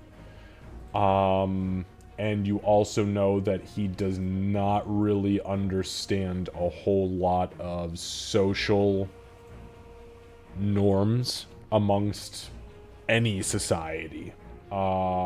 Except for, like, Goliath society. Like, he understands the way Goliath structure works, but as far as you know, him interacting with, like, the normal folk, traders and things like that, there's a handful of, like, well, you know, we almost went to war twice with that asshole, sort of thing, but Dwendar got him out of it, thank God. But there's not people don't have a whole lot of memory of him. Like, he wasn't like a hero of the flotilla or anything. He was just a hard-working, dedicated, and determined member. And they happily take your stories in return for that information. Okay. I will make sure sorry, I was taking many notes. I was just looking up many notes that I have not seen in probably 3 fucking years. Yeah, sorry, not sorry. I'm going to make sure that the stories that I share are going to be less fancy, but more of the, like, the snapshot highlight reel kind of thing. And I'm going to talk up Emig 100%. All the things that he's done, all the lives he's saved, all of the moments of badassery. Okay. I'll tell you what, on top of the investigation, give me a performance check. Okay. I'm always just curious to see how much bravado you inject into this shit. Oh, that was with a nat 1? Get the fuck out of here. Rogue ability. Yeah, no, I know. No, I know. So glad. I know. That's fucking insane.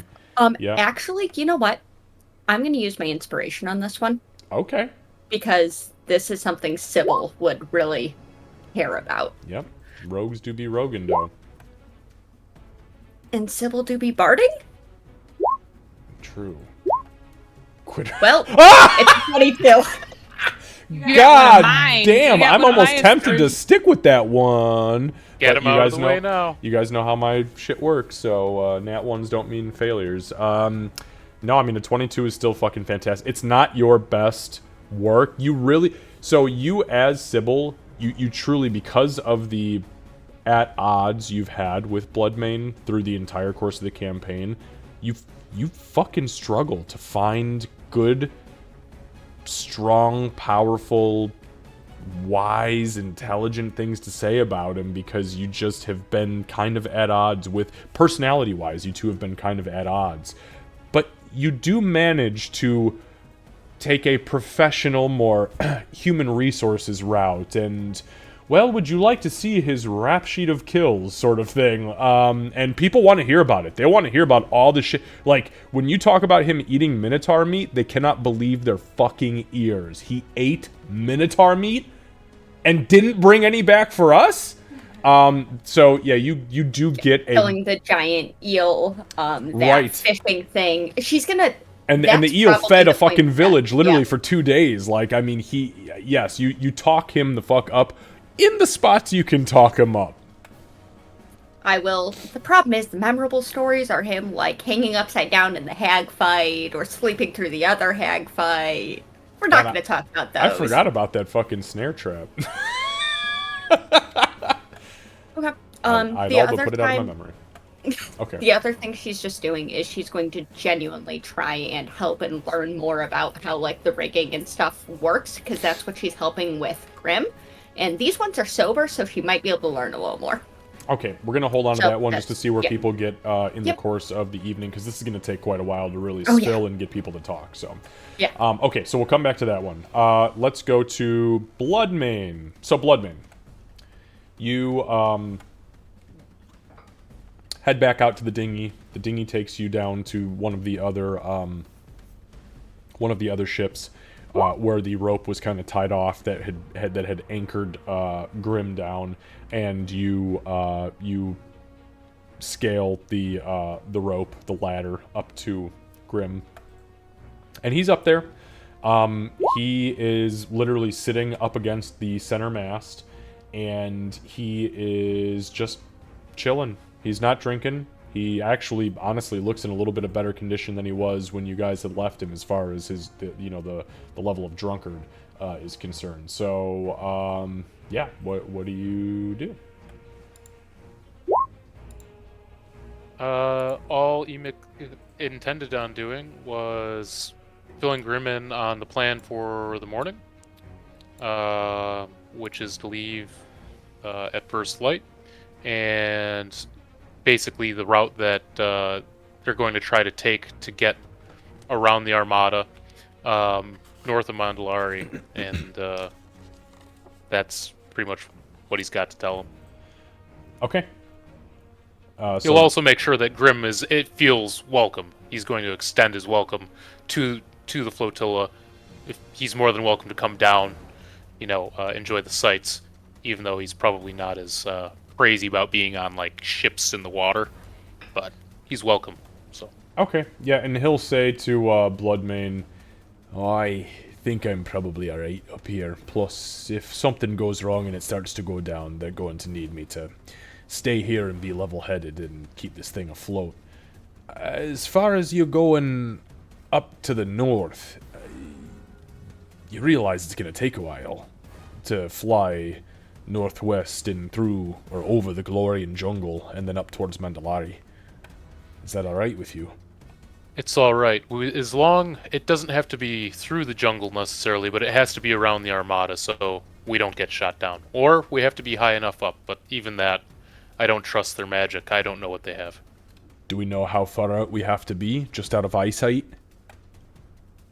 I would probably say a little bit further than out of eyesight.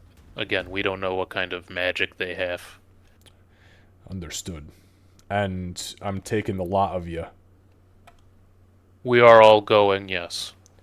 And what will happen once I drop you off? So the talk right now is that they will wait, but it's possible that they'll be okay returning and maybe going to visit some of your people at Clan Ironhoof. I'm not entirely sure if that's what they want to do yet, though. That is up to them.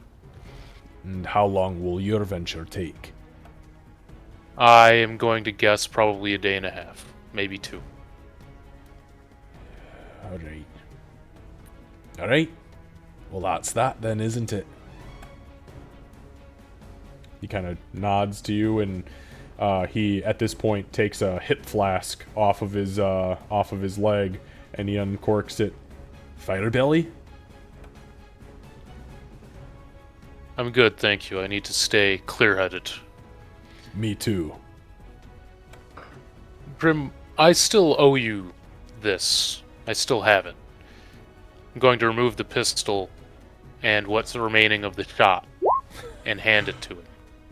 He takes the pistol and kind of flips it around a few times and looks at it, kind of like spins it around. No. This is yours. To be honest with you, Grim, I'm absolute shit with this thing. Have you practiced? It's hard to practice when everybody wants to kill you. That's alright.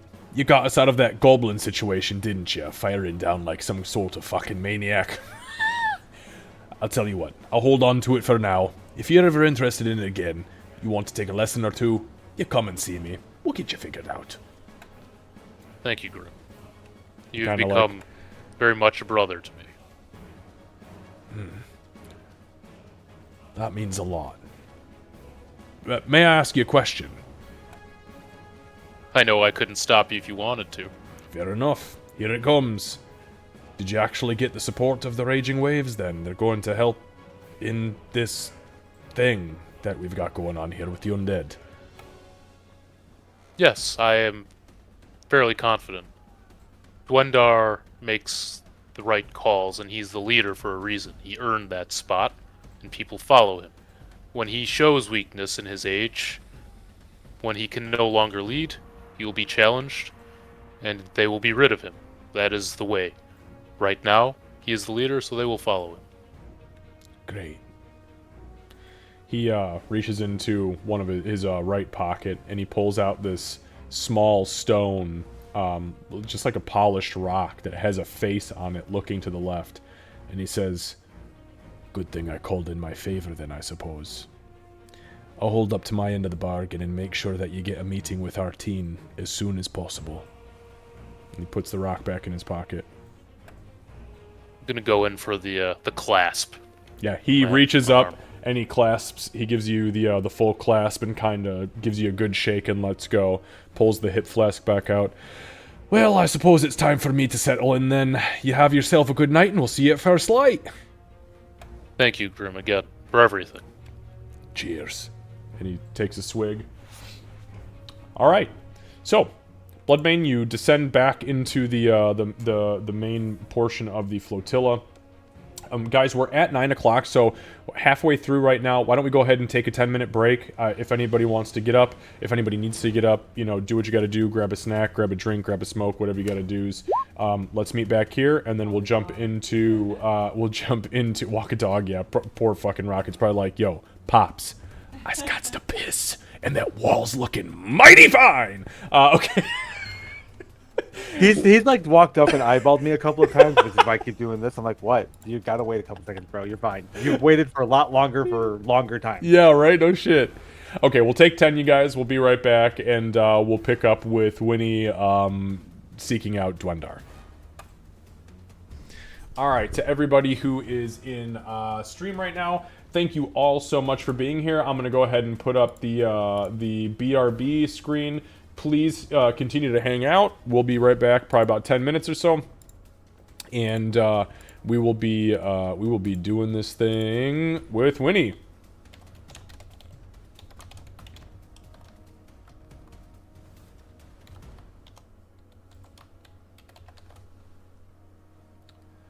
All right, there we go. Whoop, ooh. Let's take that down to 100. There we go.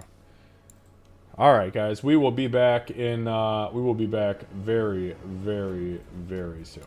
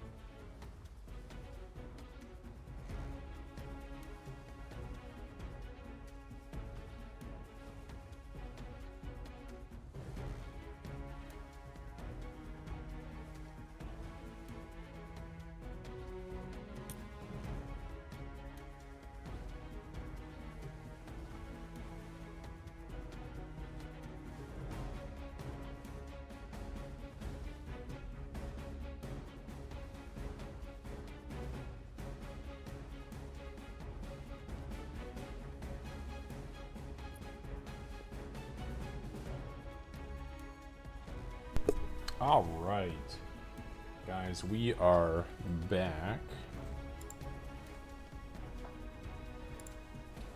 We are back. We are back.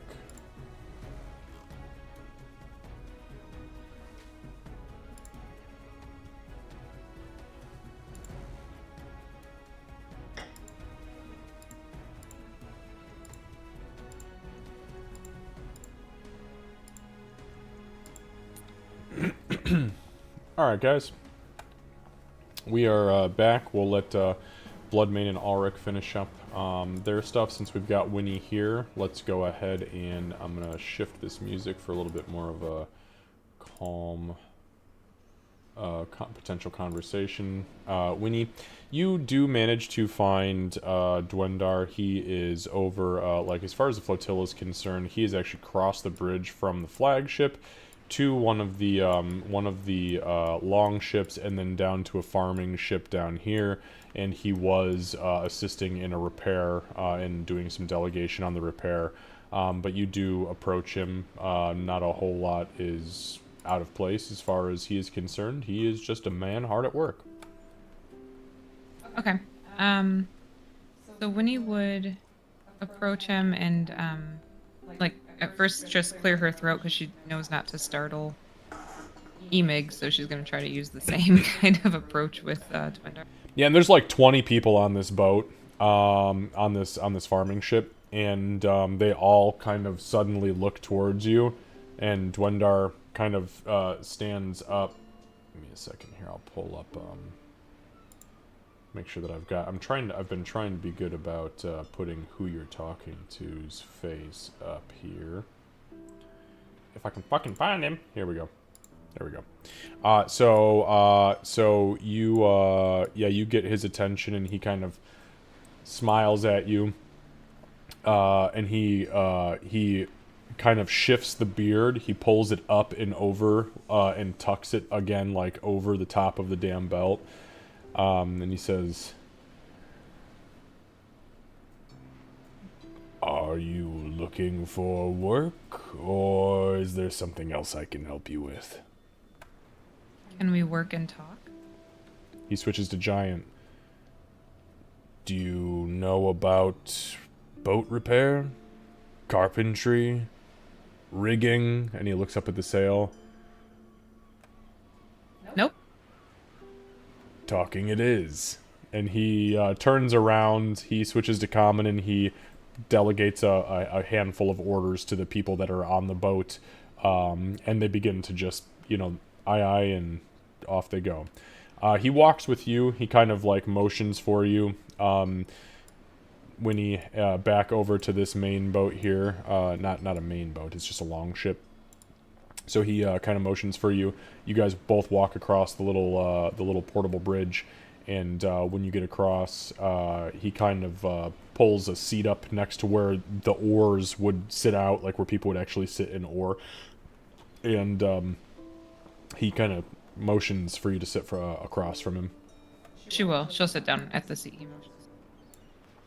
So you sit down, and he he pulls the beard all the way out now, and he kind of mindlessly begins to sit and braid the beard. He kind of like with his fingers brushes it out.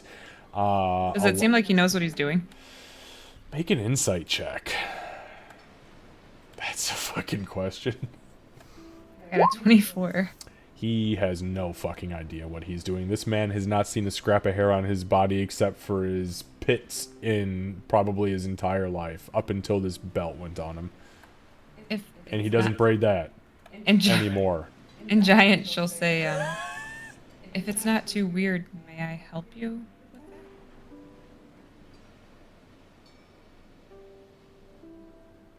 that? Make a persuasion check. That's a fucking question. Oh, it's a 1. Oh, let me... Not a nat 1, but a 1. It would be a 0 if it was a nat 1. Oh, yeah. Okay, so he's a man of pride. He kind of like tugs the beard to the side and he goes, "No. Not on you." Oh. And she'll pull No, she'll take her own hair and she'll kind of show it. Oh. Yes. would be fine. He begins to kind of comb through his beard again with his fingers. Is this really what you wanted No, to... I know that he mentioned it, and I saw you working on it, and obviously I. Ah, yes. Very coarse, very thick, curly hair. Based on the color and the fact that you're Furbolg, are you from Galorian? I am. Had a feeling. You're very well Traveled. traveled, yes. And it seems like you have some wisdom as well. I wouldn't go that far. We all have wisdom. I think Emig has wisdom. He's surprised me several times with his application in the past. Emig has survival instinct. And that is a form of wisdom. Agreed. Good form of wisdom. One that Very many important. don't have. A lot of people at the first sign of danger go belly up and beg for death. Emig says, fuck that. He does, and he encourages us to do so as well. Good. It's probably why your Dragonborn has been killed and come back so many times. Oh, he's been killed. Yes, you're right. Um, that was Winnie's wisdom. To make sure. I wanted to speak with you because the pirates came up earlier, and we don't know much about them. And I don't doubt his leadership at all. But I was just curious to find out. Emig's eager to meet with them, and I was hoping. Do you have anything that might give us an edge to try to encourage them to help? My approach was a common enemy. You know, we're the enemy of my enemy is my friend, kind of thing. But is there anything that might give us an edge or help us with getting them to side with us and fight this fight?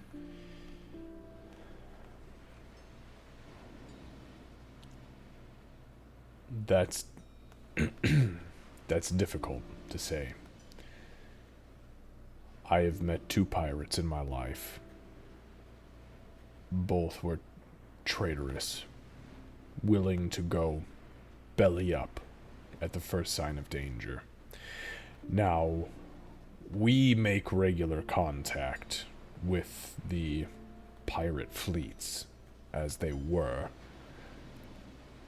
but they are through those who have come to live with us, who happen to do well in their society. And again, the last we heard, they'd all scattered to the winds, those that weren't outright destroyed. The World Breaker hit Outlaw's final rest before Mandalari and Stillwater. It happened. Most of that is gone. So what's left? It's tough to say. I am not a spellcaster by traditional senses, though I do possess some magical ability. It is not that of the divination side of things. My divinationist, however, my seer, has told me that there is not much more than a haze over Outlaw's final rest, and it's been that way since the World Breaker made landfall. I'm not sure if that's because they put the haze up, or because the undead put the haze up, or the cult that follows the World Breaker put the haze up, but something is not right.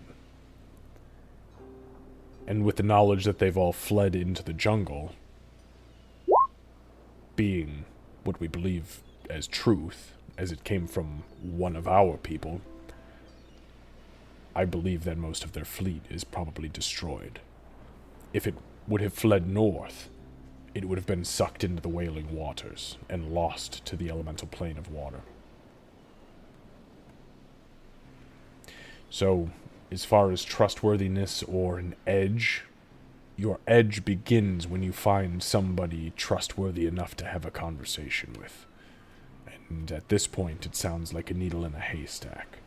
But that's just one old man's opinion.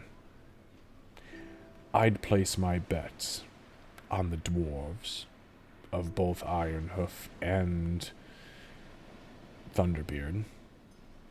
And if you truly have people that you have contact with in Sea Whip, might not be a bad place to start.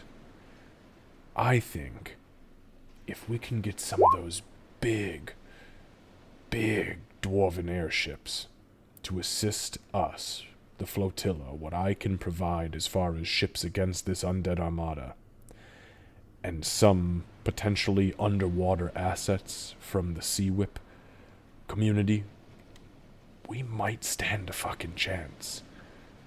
Especially with myself, Emig, and he kind of points at you and does one of these, and his family at the helm of those respective forces. Maybe I'm wrong. Maybe we're all wrong. What do I know? I'm a nation of seaborne people blockading an undead armada in a tiny inlet in the middle of bumfuck nowhere, so... You're doing incredible.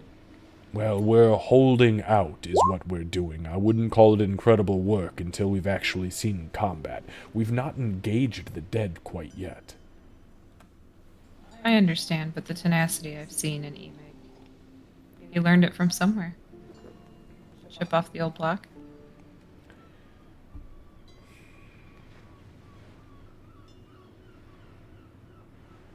Something like that.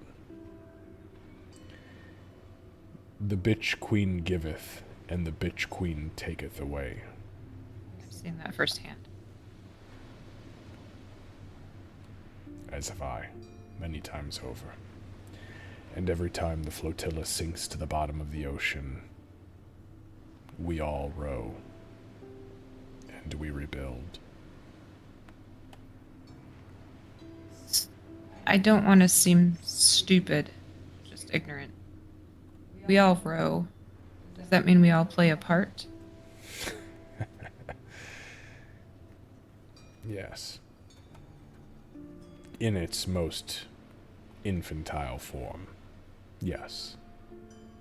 And I don't mean to say that you are infantile in mentality. But yes, as far as the teachings of the Bitch Queen, we all play a part.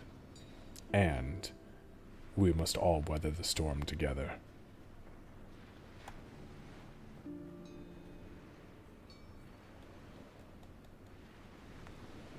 Emig's been given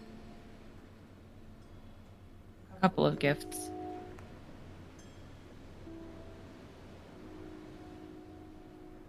I have noticed. I'm not familiar with these gifts, but I've noticed changes in him. Not all bad. Maybe not any bad. I don't know how these things are supposed to go.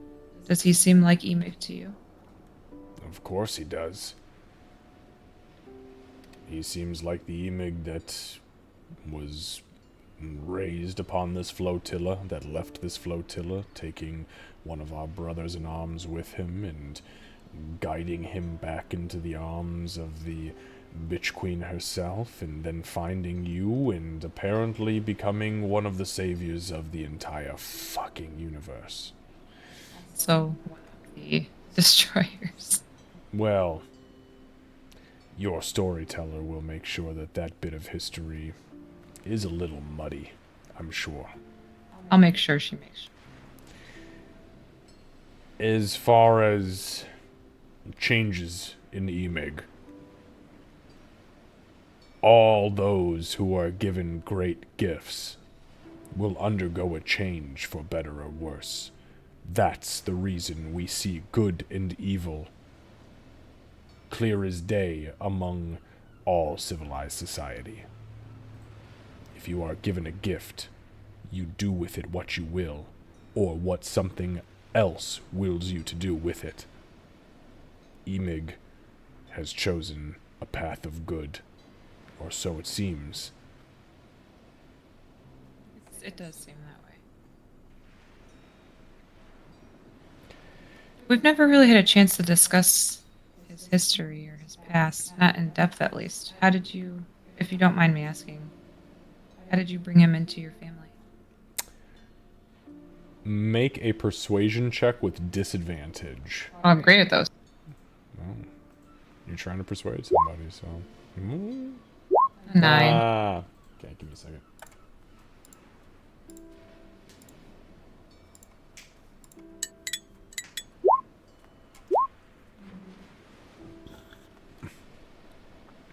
He smiles and looks at you, and at this point he's got his beard half braided, but it's so fucking cockeyed that he runs his fingers through it and undoes it again, and he just kind of brushes it out, ties it off. He ties it off again at the bottom, but what were you gonna say? As she'll subconsciously start braiding her own hair again to try to encourage him, like, how to do it properly.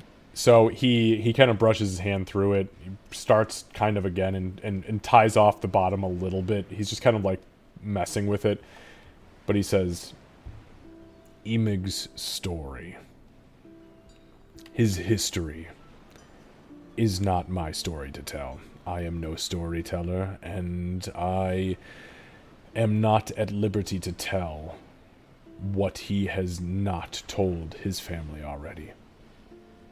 You are my family, he is my family, and he is your family.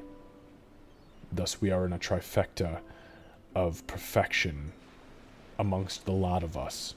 So if you need to know his story, ask him. We've discussed it before. He just has a different way of speaking than you do. It's probably the beard. And he continues to stroke. His Could is be. natural, by the way. That much I'll tell you. He's made sure we know. It's very rare amongst our people, He did tell us that as well. both for men and women. Typically, Goliath-born are completely hairless, except for those born of hill giant bloodlines. They tend to be hairier than mountain apes. Do you have any questions for me? No. And when it's at that point with your passive insight, like, you pick up the most Emig, like, no, that you have probably heard the entire time you've been on the flotilla. It is just very to the chase, very business. Do you have questions for me? No. It's kind of like you came to me. Of course I don't have questions. I would have come to you if I had a question. It's not rude, but it's very, Yeah. very business. Okay. Well, I'm sorry I interrupted your work, but I appreciate the information. Oh, no, that's all right. I told you to come speak with me if you needed anything. You're sure you don't need anything else that I can answer? What are your group's intentions? Obviously, you've all split up. I see that Air Genasi kind of talking to a lot of people. God's help us. He does that. Yes. And is that... And he kind of points across to, like, he points across to the main flagship, and he says, is your lizard folk friend okay? And you see Gartok, like, fucking with the bow, trying to, like pull it back and, like, work the cranks. I think he's trying to cope with learning sea legs.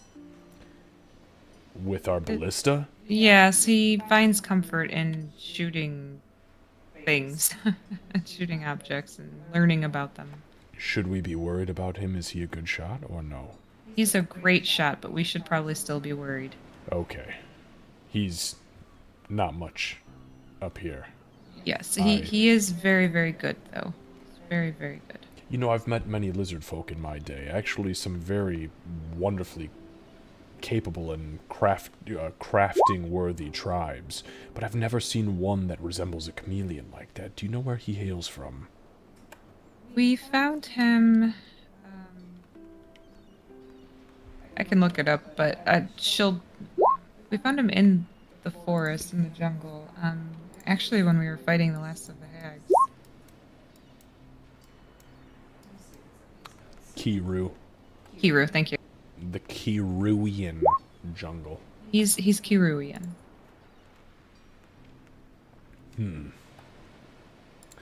It's interesting. That's a place I've actually never been before. We typically don't sail far north as it gets very, very cold there. And it's tough for us to find our way out, especially with, and he kind of motions out to the entire flotilla, with all these people. You know, Understandable. we're 25,000 strong in this flotilla. It's incredible. It's an interesting way of life. Very different, but we're happy. And we're free. And we were always free. Even when the Empyrean was around, we regularly avoided their bullshit. Yeah, I did too for a very long time. Well, I'm happy to report that Kiru is now hagless. So, I didn't know they had a hag problem to begin with, so good for them. yeah. Yeah, we're our intentions are we're gonna be flying with Grim in the ship, and she'll like look up at the airship up north ways, I suppose. And Emig's going to meet with his friend. Her eyebrows go up when she says friend. The one that gave him the book. Oh, so you're not going to meet with the dwarves? That We are. seems- We're kind of going. Ah. Listen, between you and I, make sure you stay on the right path here. Time may not seem like it's of the essence right now, but when those undead reboard their ships, they will descend upon us, whether you have allies helping us or not. And I promise you that with what we have available to stand as a defense, there's no way that we will survive. I'll bring it up to Emig and see if it changes his opinion. Good luck. I know. And I don't mean to change anyone's mind. I just want you to understand the urgency.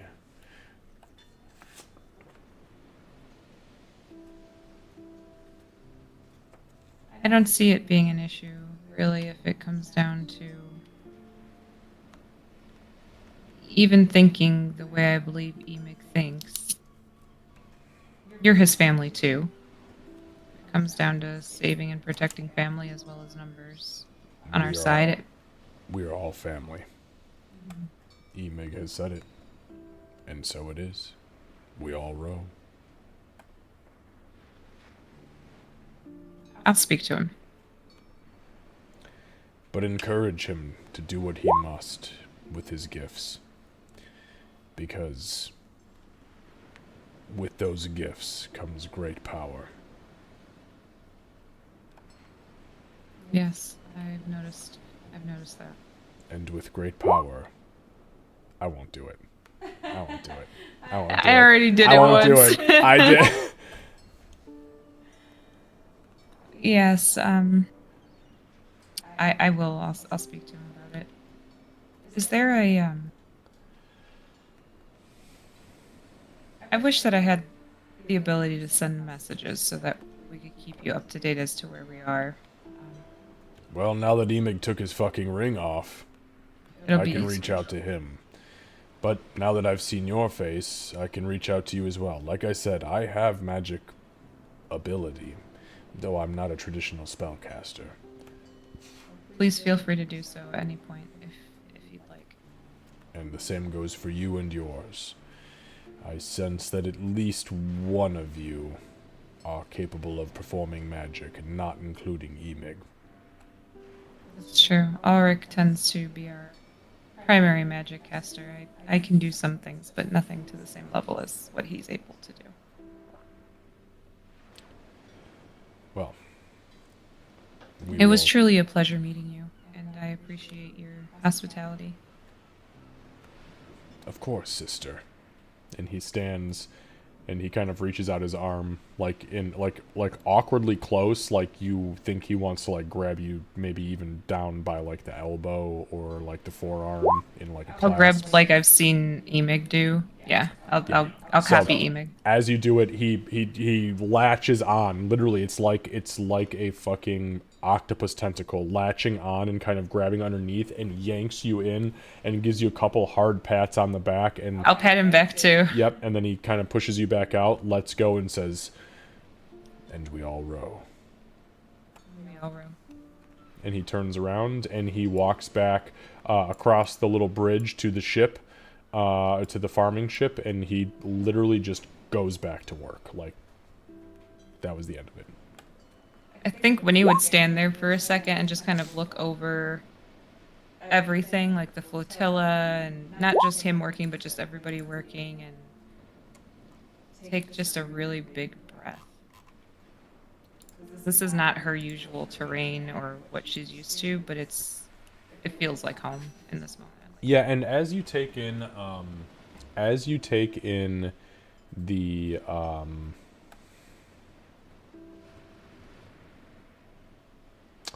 as you take in the salt water and the sounds of the waves kind of gently, not, I mean, there's no waves here because there's not crashing waves because there's no shore, but the waves that kind of like hit the side of the ship, and you hear the birds, and you hear all of the people moving about, and as you look around, you realize, I mean, this is a fucking city. It's literally a floating city. This is people's homes. It's their livelihood.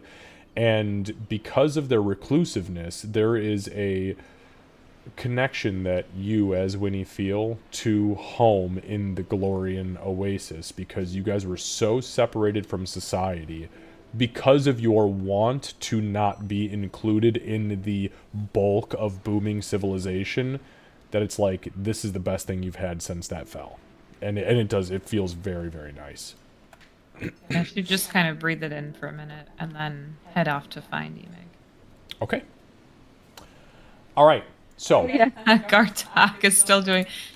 She'd probably check on Gartok first, just to be fair, since it got pointed out to her that he's fucking with the ballista.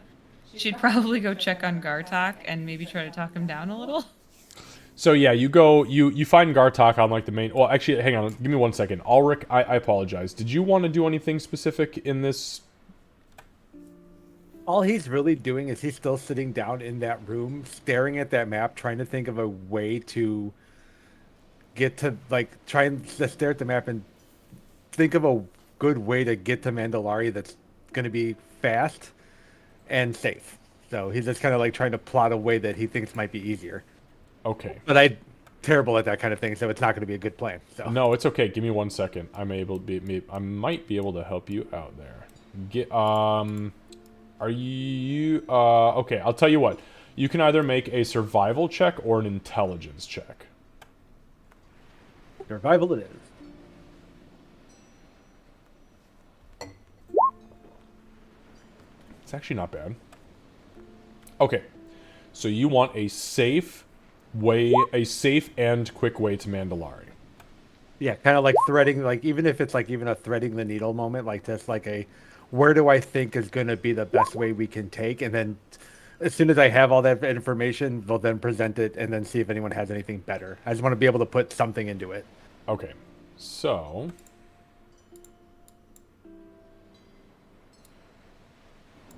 give me 1 moment.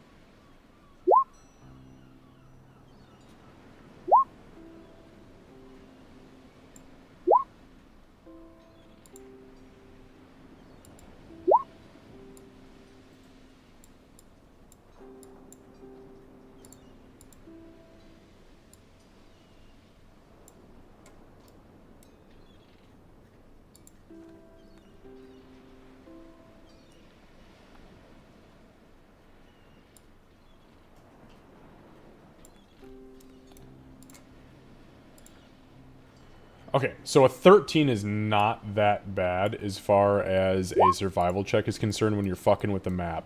And this is what you figured out. And I redrew, if you scroll over to the east, I redrew your line there. And you believe that with the way that everybody is talking at this point, if you, oh, it looks like it deleted the Undead Armada thing. That's okay. So you believe that if you were to, now the X is here, okay? So if you were to circumvent that by going to the east near Zlag Motionbeak, it is actually less physical distance to go around it that way. And because the last time it was the World Breaker was seen was in Stillwater, and knowing that the next place it would want to go is either Orcus's Chosen or where the Grove once was, it would be coming straight down to the southeast. If you hook back around the Undead Armada and then shoot straight up to Mandalari, that's probably going to be the fastest possible route instead of going all the fuck the way around the Galorian Jungle Way. Okay. So there you go. Okay. So, we will say, for the sake of brevity, that 4 hours or so has gone by. You guys start to kind of recollect yourselves. You guys have gone about the different ships, kind of taking a look at things. Ulrich, you've fucked with a map. Sybil, you've been talking to people. Gartok, you just want to shoot things. And Bloodmane and Winnie have both had their fair share of conversation. Bloodmane and Winnie, I will say that you two find yourselves actually in the ship, in the main portion of the ship. And I'll be reintroducing you guys as you kind of reconvene for the quote-unquote evening. And this is, unless anybody, again, has anything super specific that they want to do. Sybil, I know you said you wanted to learn rigging. I don't think with this there was a whole lot of time to do that and talk to all the different people. But I do have that as a note so that I can move forward with that if you guys come back to the flotilla. Fantastic. She's just going to try and just be generally useful while talking then. Even if it's a point and grab the thing like she does with Grim. And they will happily, I mean, they literally, because word has spread that you are family, people, it's like they've known you their whole lives. It's everybody gives a wave or a nod or, you know, they'll pull their cap up. Or, you know, if you say, hey, do you need help with anything? Actually, you know what? I need these 2 bushels. Can you throw a bushel up on your shoulder and help me bring them over there? I mean, they 100% accept your help. Gladly do that while sharing stories then. It lets her kind of get that freedom of movement that helps her feel alive a little bit. Oh, hell yeah. Yeah. Okay. So, Bloodmane, you find yourself down here probably quicker than anybody. Winnie, you're a very quick second. Actually, you know what? I will say for the sake of it, because Ulrich was down here. Ulrich, you are also in this room during this conversation. Because you've been working on the map, and as you two come back down here, you see that Ulrich is kind of turning the map and running these little lines. He's got like thread that is used regularly, like thread and pins that is used regularly in naval navigation, and he's kind of like pinning the map as you guys walk in. So I will let you roleplay that. Okay. And if you need any clarification from me, obviously, just ask. I'm going to walk over to the map because I am interested. I think I might have plotted a slightly better way, maybe a little riskier, but a lot faster. Well, And that's where just so you know, the pins are what I have in the yellow here. So maybe before we spend too much time on routing, let's have a little quick conversation. Okie dokie. I'm going to look very suspiciously towards you and away from the map. She'll take a second and look suspiciously toward you back, like just returning the favor. Okay, so I spoke with Dwendar about the pirates to see if he had anything to give us an edge, and unfortunately, it sounds like we'll be lucky to even find anybody to try to convince at this point. He said there's a haze, and he doesn't know if it's from the World Breaker, if it's from the pirates, but there's been a haze above. There's been a haze above the their little island for a while.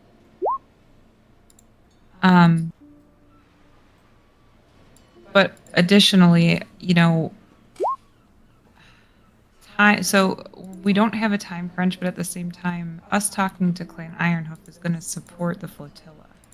Should we go there first? Like, do you think that your patron could wait a couple of days so we can hit Clan Ironhoof first, or do you really think that that's whatever you think is what we'll go with?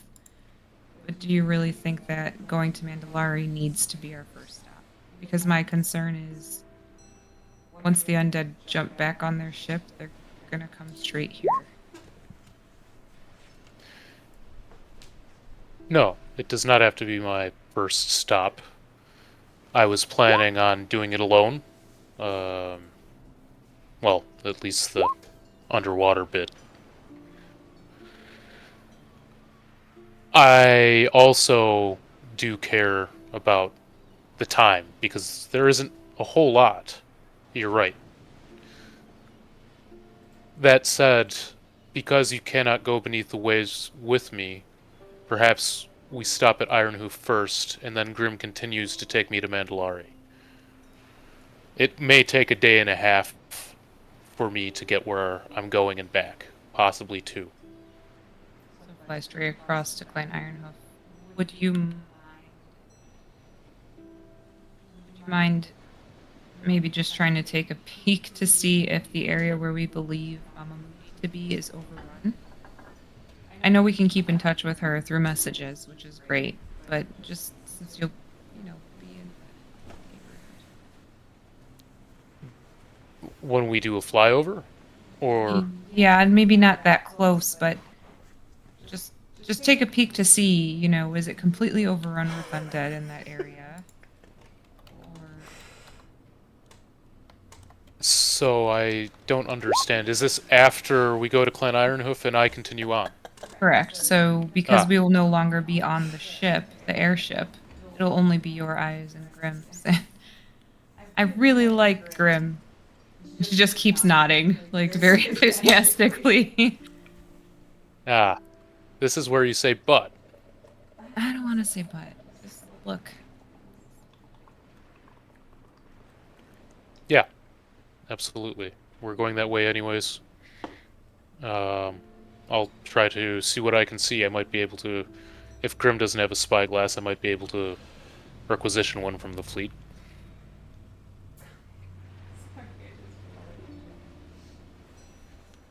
Okay.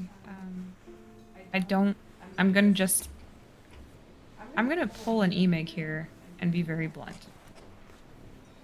I don't love the idea of you splitting away from the party.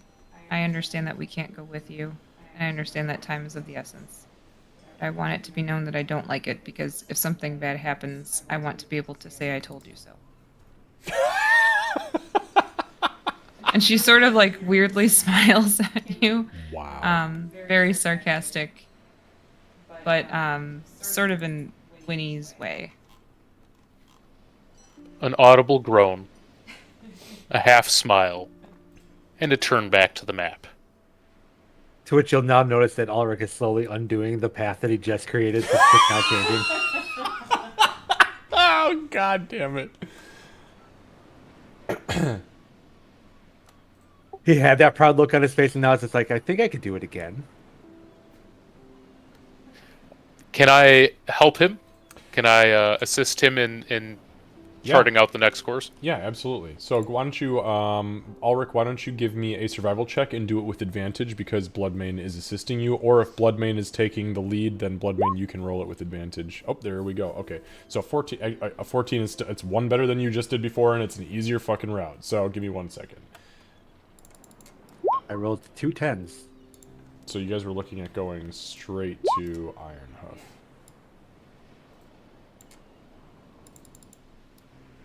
Alright, so...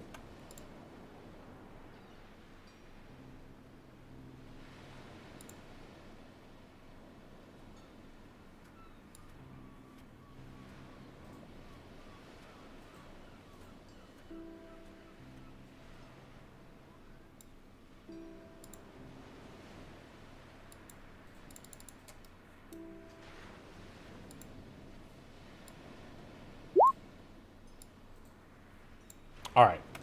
So when you guys finish plotting, you determine that based on the trajectory of the World Breaker at this point, that kind of circumventing that last little bit up, to the east, a little bit extra would probably be the best idea, just in case it can reach you from that point, but you don't suspect it'll be to this midway point before you guys would be able to reach it. So now it's gonna be a long fucking flight.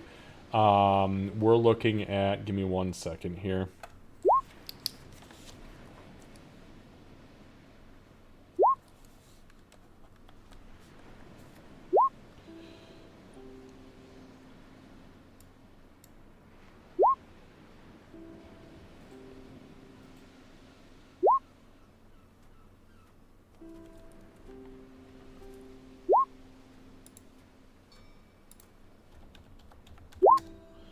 So it's going to take you guys easily, based on how long it took you to get from Zlagmotionbeak to here, about 32 hours. Maybe a little bit more, maybe a little bit less.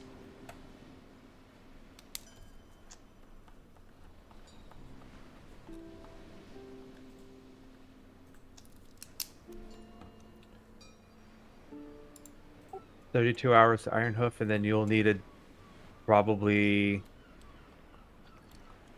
minimum 2.5 to almost 3. Well, it's from Ironhoof to Mandalari is probably... Yeah, let me do the math real quick. So it's 1, 2, 3, 4. 1,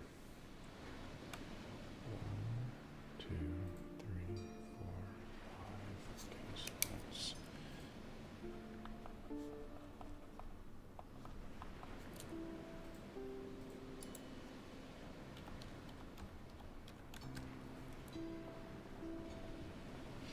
So we're looking at about another 16 and a half hours, and then another day to day and a half with what Bloodmane is assuming will take that amount of time. So we're looking at this entire endeavor taking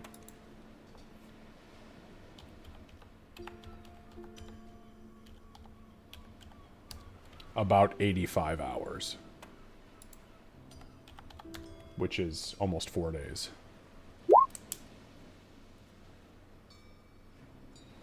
And that's not including time that you may get hung up on something, talk time, sleep time, whatever. No, that's straight as an arrow. No problems detected. Correct. Yep.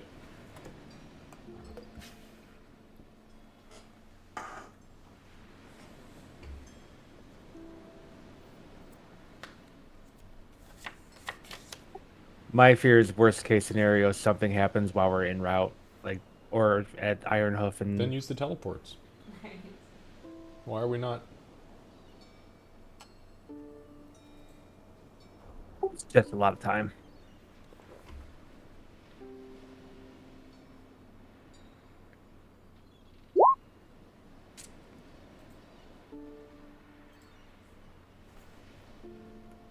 Oh, Gartok. You think seeing a ship was cool? Wait until you meet Mama Mundi. You've never seen a hooker. You think I'm fucking kidding? She's literally a courtesan. No, you're not. It's just, I thought you were gonna say Loxodon, and then you say hooker, and it just completely threw me for a loop. You've never met a hooker. Both of them describe Mama Mundi. One of them describes Mama Mundi so much more. And we're not telling which one. I think I know. It's hooker. Yeah, I think. She definitely tried to sleep with Emig like 5 or 6 Multiple times. When he got jealous. She did offer Emic many stew flutes. Yep. That's Stew basically flutes. her Oh, the stew flutes. Oh my god, I forgot about the So hot hot. stew flutes. While he was munching on dirt. Yeah, he was eating dirt at the time. Oh, this has been a weird campaign, man. I can imagine. Only Come up with a cure for cancer, and you eat a little dirt, and everybody just remembers you as that fucking dirt-eating, Oh, fucking dirt guy over here. I can't win. I can't Hey, win. I gave you a lot of dirt. In secret. I've had better. Alright, well, that's rude as fuck. Okay, so those of you in here or in the room now, we'll say at this point, Sybil and Gartok slowly begin to make their way in as we are kind of winding down for this portion of the evening. I will switch back over since you guys kind of have an idea here. I like to think that Gartok gets lost, and then people point him in the right direction. Probably. Yeah, like you go to just lay down in one of these cots, and they're like, yeah, maybe you should not lay in my bed. Like, I'll absolutely just try and collect him on the way, if I can. Yeah, you see him. He, like, tries to... There's, like, maybe even a little bit of a tussle, and, like, it's not they're trying to fight him. It's just, he just tries to climb into somebody's bed because it's fucking nighttime. Do we not go to sleep at sea at nighttime? And you're like, Gartok, come on, man. Gartok, I'm pretty sure Winnie has snacks. Immediate turn. Gartok. One eye. Just one eye. Entire tub of ice cream. Whole pizza. Yep, snacks are this way. Okay. So you guys... Bed.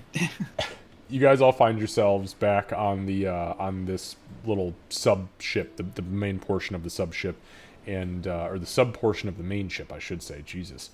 And Winnie and Bloodmane and Ulrich are kind of all looking at this map and have these pins and arrows kind of laid out.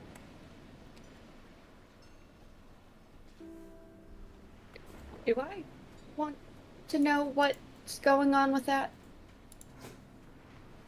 Just plotting a course for us to take to do the things we need to get done. There are a lot of holes in that map. I've plotted 2 courses for 2 different versions of the way of things are going to get done. And he just slowly waves. Sorry. Yeah, it's good practice. Fantastic. Before we go any further, Winnie, I told Gartok you had snacks. He will take out a ration? Gartok will be like, just want sleep. He was trying to sleep in somebody's bed. Oh. Yeah. Maybe. Okay. Now, there are, just so you know, there are empty cots over here, and over here they're stacked 3 high. And this Raging Wave member right here will kind of confirm, hearing you guys talk about that. He's going to say, if you're interested, there are some free spaces here and back, and he kind of points down here. Down the stairs, there are 2 more spaces.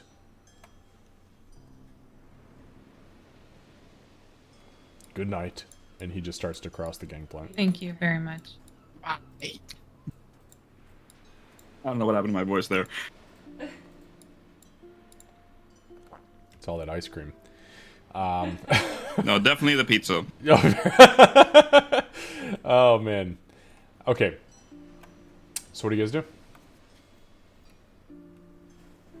All right. Well, just so everybody knows, I think the plan has shifted a little bit. It's still kind of the same. Just Emig will be with Grim a little bit longer by himself. We need to go to Clan Ironhoof first, because if we don't solidify coverage for the flotilla, they're at risk. Even with that, they are, but at least having the aerial support helps to ensure more of a chance of survival should the undead jump back onto their ships. So we're gonna go there. Grim will drop us there. Emig, I don't know if you already spoke to him or not, but if you did, we should probably let him know of the change.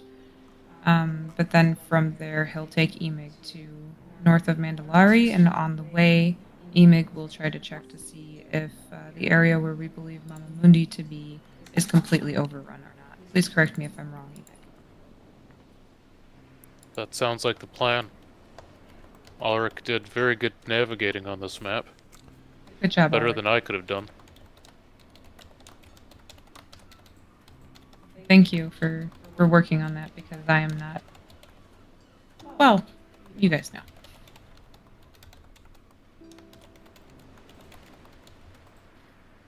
You know, when this is all over, you all have a spot here.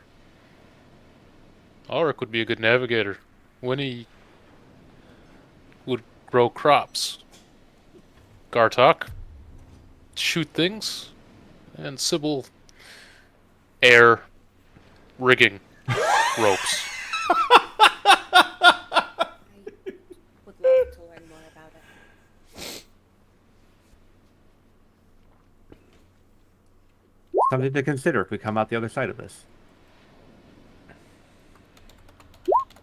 In truth, it's something that I've been trying very hard to not think about where to go after.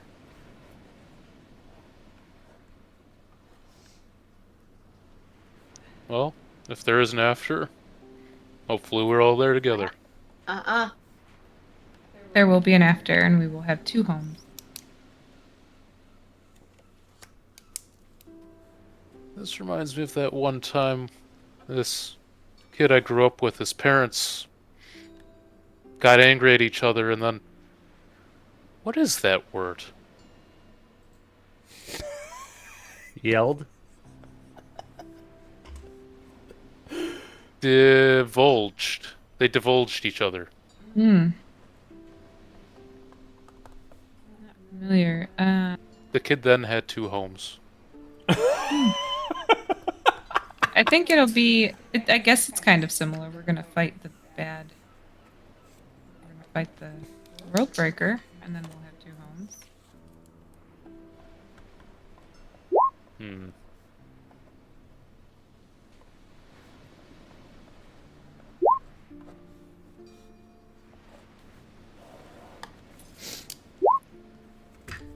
Okay.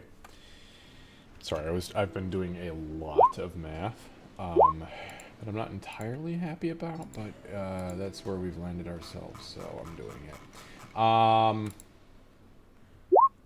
If a flying airship leaves at 10:05 a.m., traveling at 15.5 knots with easy winds. No. Yeah, that's where I'm fucking at.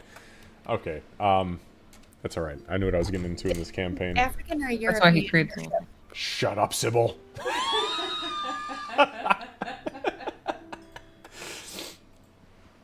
Okay, so what are you guys doing for the rest of the evening? Just so you know, at this point, like meeting back here, it's about 10:45 at night. So are you guys going to be long resting for just the remainder of the evening? Yeah, I think that's what we needed to do, or what we were planning to do, because we didn't want to fly in the middle of the night. Before I will go to sleep, I will send a message to Mama Mundi, just checking on her, making sure she's okay, where they're at, like if they have any more details on where they're at. Okay, what's your message? Just checking in on you. How are you? How are you faring?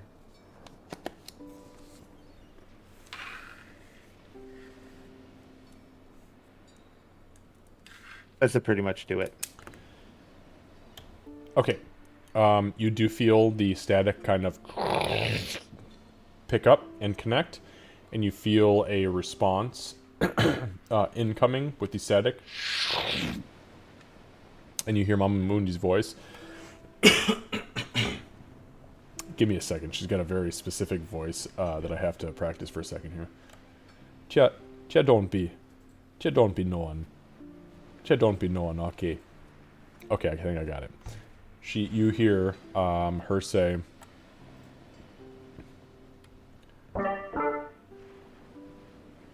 "It's good to be hearing from you now.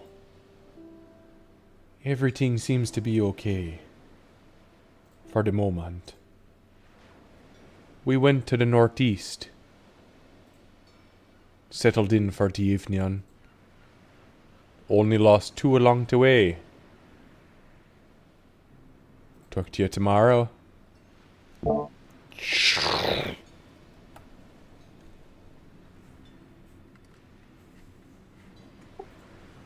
They're definitely they definitely headed northeast. They bunked down for the night. They've only lost 2 of what they brought with them so far.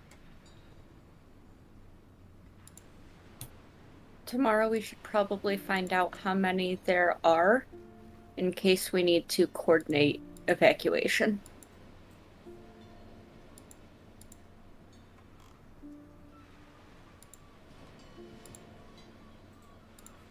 Maybe?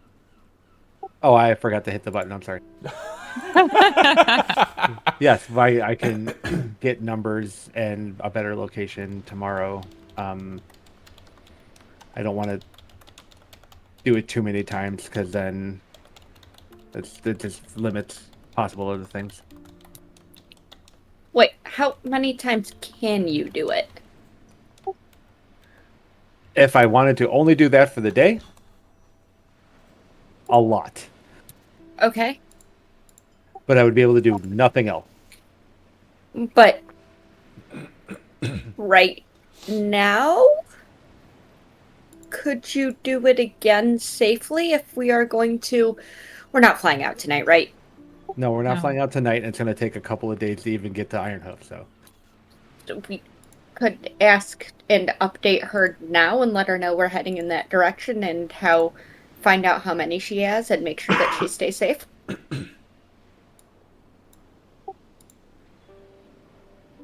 Yes, we could do that. It would do nothing for the next 2 days while we're traveling. Which is why I was getting a general information of their, I don't want to say state of mind, but state of being more or less, to see what kind of moods they're in. She seems upbeat. It does not seem like they are pressed. They think all is fine for now. So I will check again in the morning.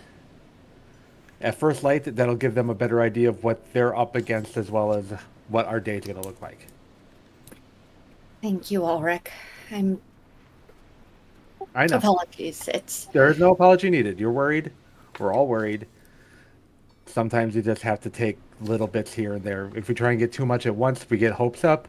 And what if something happens and we can't make it there? We just kind of have to go with it as we go. So she, it's obvious that the words have, sunk in a little bit because she slipped back into that, professional, get shit done mode that she's been in for the past few weeks, and she just she doesn't take a deep breath, but she does just visibly calm and just nod, and it's very much just a nod of acceptance there. Although I do have a DM question. Okay. When we were in times of panic, and crisis, how did Mama Mundi act? Was she a panicker, or was she a get shit done planner? How was she? So you guys actually experienced this during the Winnie summoning cows fight, the first one where you guys were under attack actually, and Mama Mundi held herself together in an absolutely professional manner. She directed people and sung praises and was inspirational and was telling you, good job, baby. Don't worry, we don't got nothing to worry about. Fuck these Empyrean bastards. As the cows were screaming and, horning people in the fucking guts. It was wild, the level of rally that she could muster in her hooker self. I'm pretty sure that was literally the session before I started. You know what? I think it actually may have been, because I think we were actually discussing... I have to go back in my notes, but... Because it was as things were recovering that Mama Mundi was like, I have someone that would probably give you a much needed edge of subtlety. If it wasn't your very first session, it was the one right after that, because Dieter had been killed off just prior to that. And I was like, yo, we need a 5th player. And there she was. I did a casual at Fanra of, hey... You like D&D? And I was like, yeah. I love D&D too. And I remember you were like, that. Do you play? And I was like, oh, I do more than fucking play. What's up? We were sitting at the picnic bench outside. We talked for like 6 hours, and then the next day I was like, I think we got a player. And now you're stuck with me forever. Oh god. Yeah, but you do though. Like as far as Mundi is concerned, yeah, you do remember that she was very involved in defending and making sure that people stayed rallied. She was very focused on rallying people. Well, as long as she still has her spirits, there's not a damn thing that they'll be able to do to get them down. Does that mean we can, sleep? Because if I know any of you, I'm not even thinking about that. If I know any of you were probably leaving at the crack of dawn before the sun has even fully broken the horizon. Yeah. Yep. But we can sleep in at some point and save the world a little later in the day. We can sleep when we're dead. Or on the airship. Well, I'm not sleeping on the airship. But I also won't be. I can't see. I'm going to see if I can help. Grim, does Grim have a title that should be used, by the way? His name? Well, he's About captaining, piloting an airship. about Does that the not people's come with an captain. honorific? He's the people's captain. The people's captain. The people's captain, while I could probably work with that in prose, it's a little clunky to be like, People's Captain Grim. Well, then you come up with a title. I'm going to bed. I vote for People's Captain. She gets this look on her face when Winnie does that, and you think of it. That's very much like her brain goes into like, God I damn. have to make the rhymes, so. The people's captain. Revolution hits the ground fucking running, eh?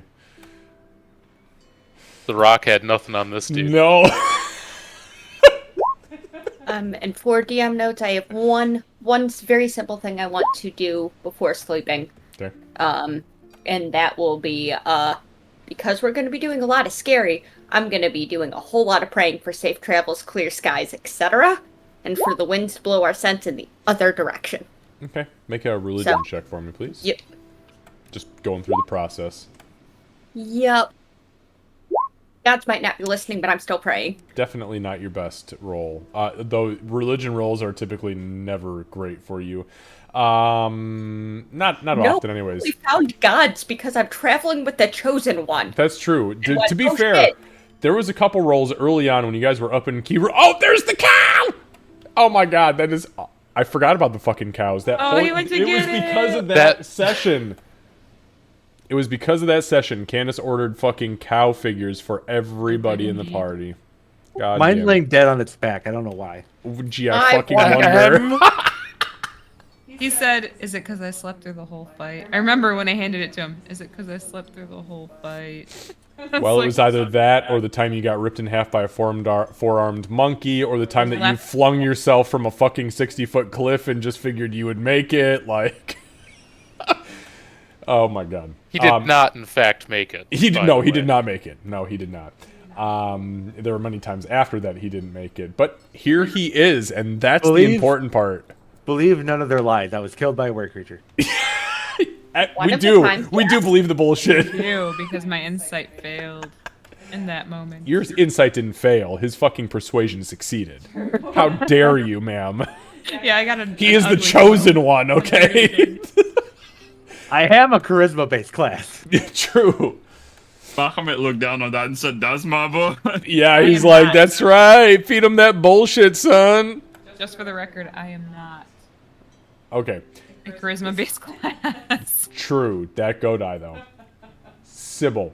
Although you don't have the ins and the outs of religion, I think that with as dedicated to it as you have been throughout the years of playing technically, but the months of in-game devotion and time, and especially because early on you had a couple really good rolls, I believe, to Temetnu, if I'm not mistaken. That's that doesn't sound the right. god of the rivers. I've got the wind Give me a travels second. and sky, and then I've got the elven art one. I've got those two. One's a major, one's a So minor. I know one is Alona. Give me 1 sec. Let me pull up my chart. I might have my god chart. So one of them was Ilona, which is the elven god of art and the wildlands. And wasn't it Temetnu, the rivers and the like the flowing rivers? Or am I tripping? Or was it Ishtamok? It was Ishtamok. No, the two are Ishtamok and Corella and Lorathian. Oh, the other fucking, Those oh two. man. You Yep. know, the elves always fucking, all these elves just got together and were like, you know what, we're gods now. Okay, fuck these humans. Sorry. They're all I was gods. like, that didn't sound right. Although what's really funny about this, I had circled my gods in red, and at the very top here, a dot of water had apparently gone, and that's Bahamut that is circled in red, and I had not done that. So That's a little just fucking saying. scary. Okay, well, I mean, he's here, at least all the time. Okay, so you feel the guiding light. And now, mind you, Ishtamok is a lesser deity, but you do feel, and Corellian Letherian is a greater deity, but you do feel the power more from Ishtamok, being that you are an air genasi and that you are an acrobat and a performer. You feel more of that presence, kind of like, okay, you want the scent away from you. That you feel like a physical shift as you're doing like meditation and quiet prayer. You feel a shift in the cracks of the ship, and the airflow in suddenly changing direction. You don't know whether or not that means it's because there was an air mass outside or because the gods willed it. Do with that what you will, but there is a significant shift for you.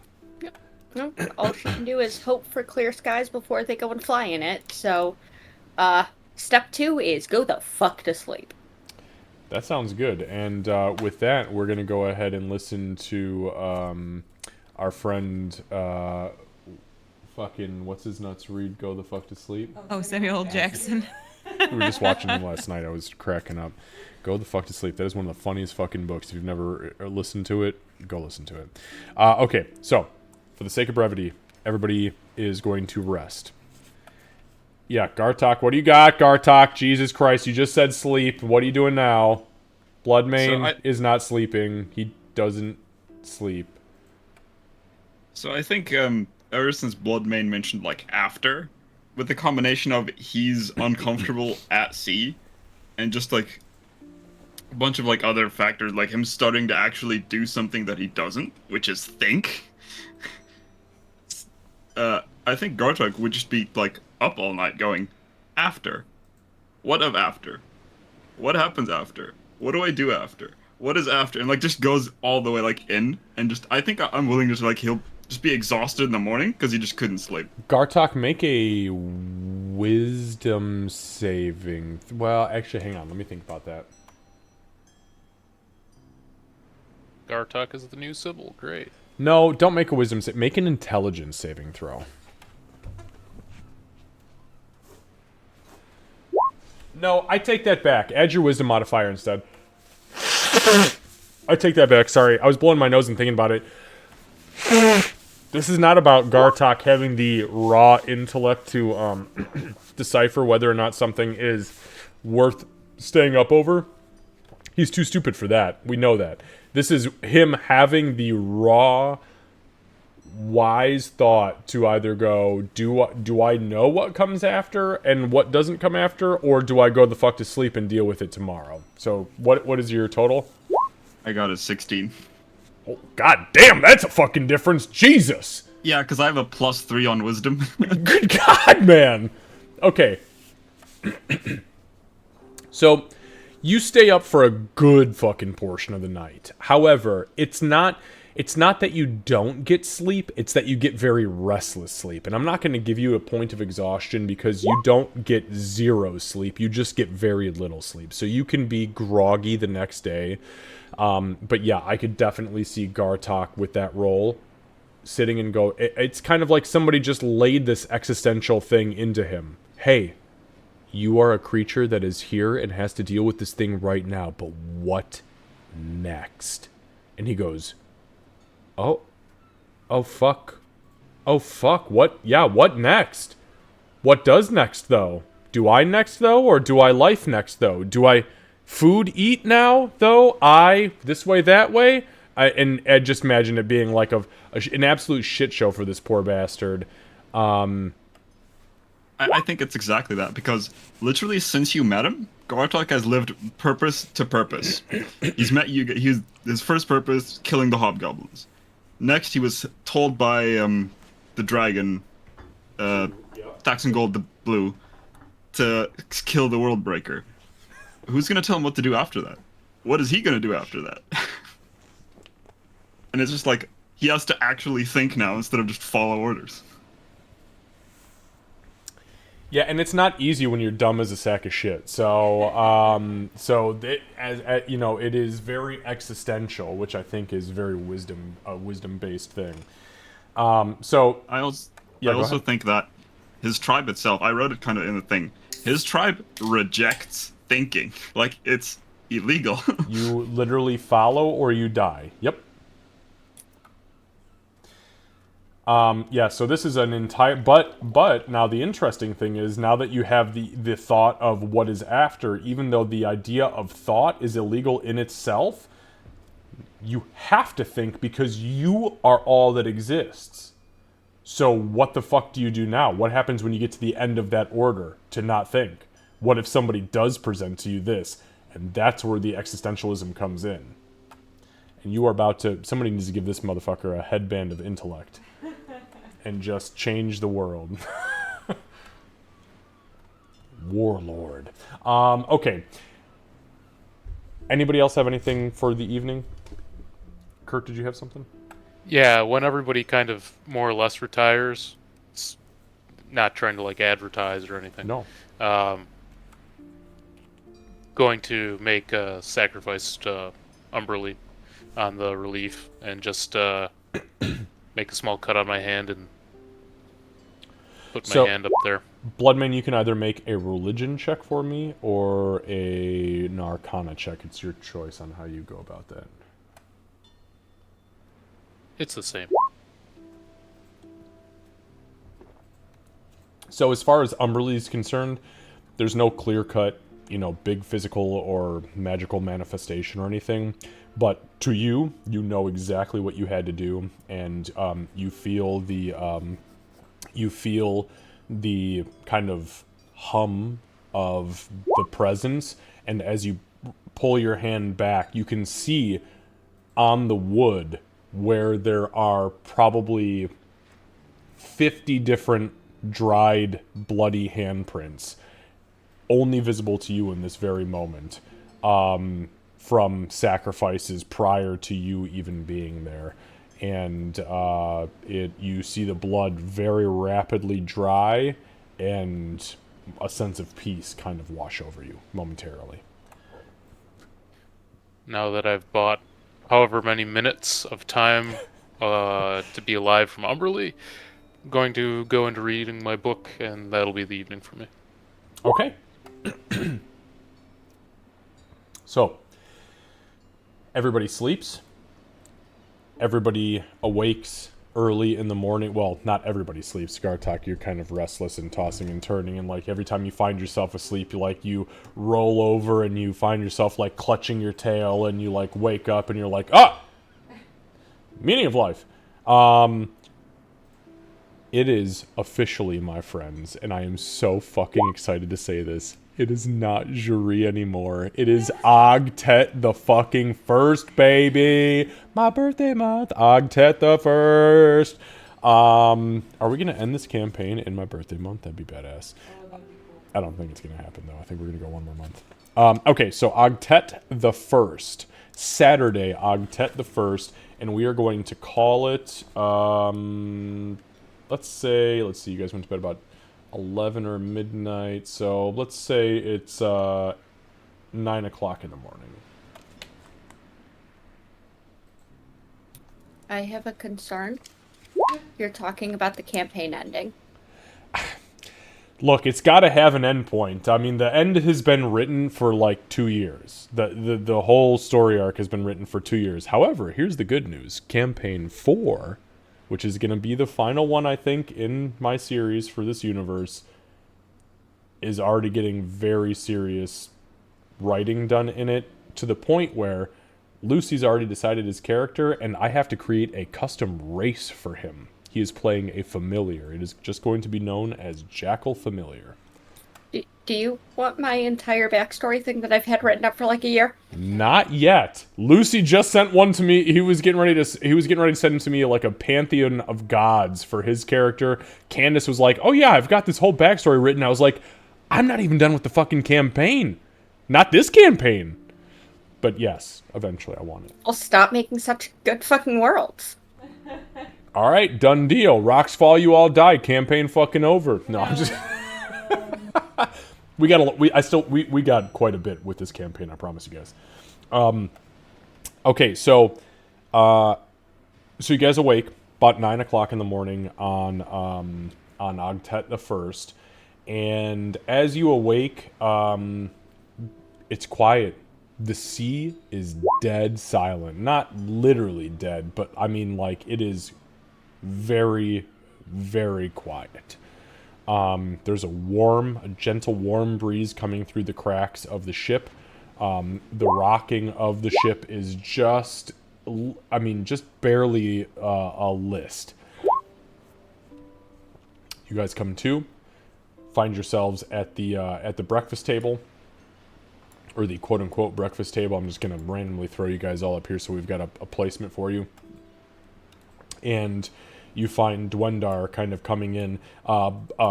Entire buckets. I keep saying buckets, but it's like large metallic bowls of eggs, sausages, tomatoes, leeks, onions, and potatoes are brought to the table, as well as carafes of milk and water, purified water, like actual fresh water, as well as teas. And Sybil, for the first time in a very long fucking time, the scent of coffee, of actual coffee, rolls through your senses. And you see a small, kind of like a French press, sits up and on the, oh man, Casey, give me that motherfucking inspiration back. You're right though, leaks on a ship is bad. So yeah, you smell for the first time though in a very long time coffee, and it is sitting upright on the table in front of you in like a French press. I'm pretty sure the coffee is what gets Sybil to the table this early. And it's just like, is that? Oh, there's no fucking way. Tell me my nose isn't deceiving me. Dwendar walks up literally behind you guys and goes, "Your nose isn't deceiving you. It's exactly what you think it is. Eat up, please, have your fill. We have plenty more eggs, the hens are laying fruitfully today, and the bacon, well, we slaughtered 2 pigs because we knew we had a new family on board, so eat up." He puts his hand on Winnie's shoulder, and he leans down. "We said a prayer to Obed High, at least the druids did." Sybil. She's obviously not eating the bacon. After he's done whispering to Winnie like that, she is going to look at him and make eye contact, and her accent's garbage, because this is not how she speaks usually, but she's going to make an effort to say in giant, "Thank you." Make an intelligence check. Yeah, because that's based on language. Yeah, that's one of the 5 words I practiced, so yeah, we're gonna try it. Do it with advantage because you have practiced it. Yeah, we're learning a pidgin of a language. It's not bad. Not bad. You didn't do bad. He kind of looks at you, kind of... And he says in Giant, "You're welcome." When he says, when he will look at Sybil and she'll be like, it's not And she'll repeat it a couple of times. She'll practice it. She'll nod. Because Winnie was the one that was helping her there, so... He will also, he'll kind of sidestep, Winnie just a little bit and saddle up to the table next to Ulrich, and he'll reach across and he'll set down this small, it's almost like it's like a miniaturized pitcher of what looks like a heavy cream, and he sets another small jar down with a lid, and he says, "Cream and sugar in case you need it." And he kind of watches Sybil for a second. Sybil will just take the coffee, and she just needs black coffee to survive. He looks fucking thrilled that you drink it black, and he stands upright and he kind of sighs and goes, "And we all row." Emig, how did you sleep? Emic has been actually, like, kind of engrossed in the book and hasn't been paying a whole lot of attention, so hearing his name, he's kind of snaps out of it. What? Breakfast. Are those sea sausages? Oh, the best sea sausages. Oh, gods. Thank you. He just starts fucking going to town on this sausage. I mean, like, it's damn near pornographic what he's doing with these sausages right now. In and around the mouth. In and around the mouth. Oh my god. Okay. Sybil, did you have something else? Moving on. No, not anymore! No, it's just... She looks appreciative of the coffee, like, genuinely, like, not faking it, not putting on an act, just, like, fucking coffee. At this stage in her hellish few months is the best thing that could have happened. Ulrich, anything special from you? No sausage slapping? No, he's going to just eat alright. meal. Okay. Well, the meal's delicious. As you all indulge, Winnie, there is very specifically, yeah, I mean, like I said, there's potatoes, leeks, onions. There are like grilled tomatoes. I'm having like a flashback to Atlantis and getting grilled tomatoes Yeah. with like the tzatziki sauce on top, and it's just all laid out in front of you, pretty specifically, like very specifically separated from being in greases and meats. Or any of the bowls that had greases or meats, so that you don't have to eat it. And Dwendar kind of takes a bowl, steps back into the corner, kind of behind Bloodmane, and he looks out over you guys and he says, "So, I've heard that there's been a couple of shifts in your plan. What is it exactly, if you don't mind me asking, that you all intend to do, so I can kind of, plan what we need to do, you motherfuckers?"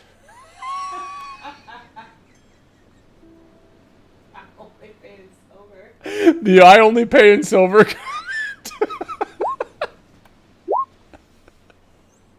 comment. Wow, rude as fuck. Funny as fuck, by the way, for anybody who is listening on stream or afterwards. For like 2 years of real world time, Sybil had a fucking sack of silver that she held onto desperately in order to keep the Bloodmane beast at bay, and it was the funniest fucking thing that I've ever seen in my life. Hands down. You know, what else do you do when you've like, oh, we're traveling with a wereshark? Okay.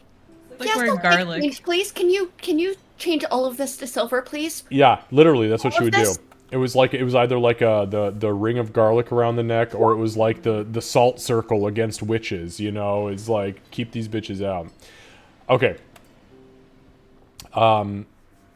So Dwendar says, What exactly are your intentions moving forward? If you'd like to stay longer, you obviously our home is your home. So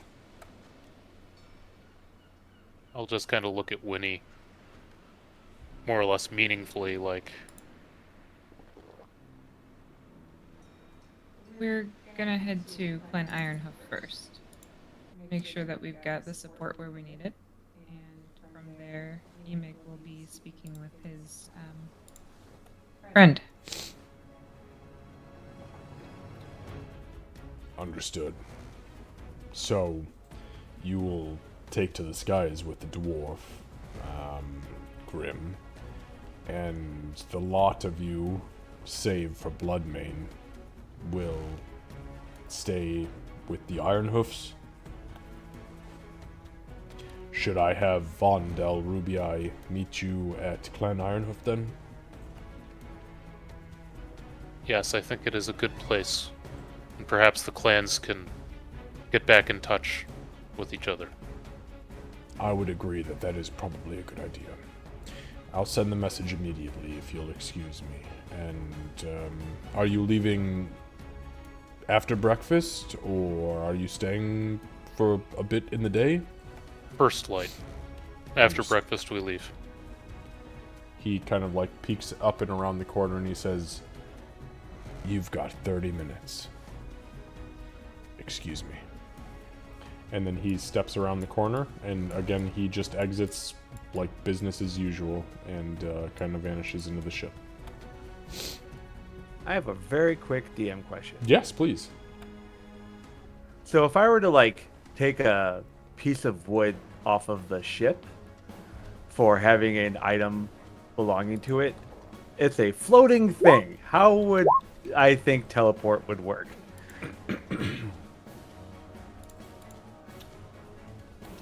That is a very good question.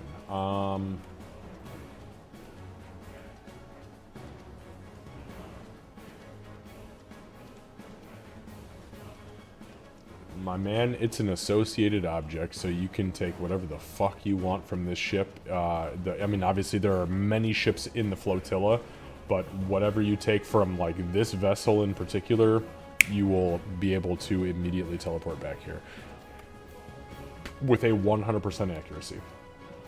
Okay, I'm gonna like take a like little, like use my claw and like kind of like etch off a little bit of like a splinter of wood, and put it in with the rest of my associated objects that I've collected. Okay. So I don't know what you're labeling those, but I would say just refer to them as associate, like in the custom item description, associated object of, and then you can put Raging Waves Flotilla or Flotilla. And that's... Yeah, I have them labeled as Chunko Pyramid, Chunko Necromancer Den. Okay, Chunko. Done. Chunko Flotilla. Done. Easy peasy. But yes, you can absolutely take that.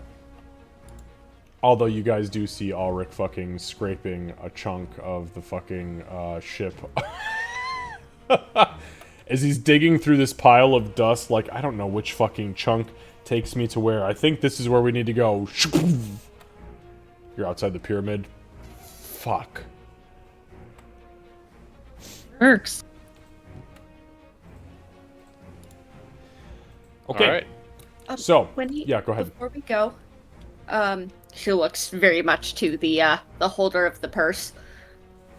Do we have a couple of coins that we can spare for a necessity in this moment? As she's still holding the French press.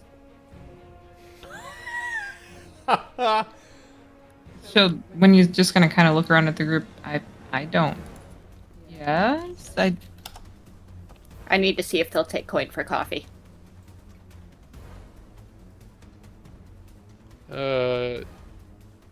It's appreciated, but we can just get you coffee. We don't want to I have been insult my trying people. for several months. Oh. So you need a lot of coffee? Let me tell you what being a guard is like. Well, let's get some coffee for this one, yeah? God damn it, Kurt. Yeah, if we, yeah, sure.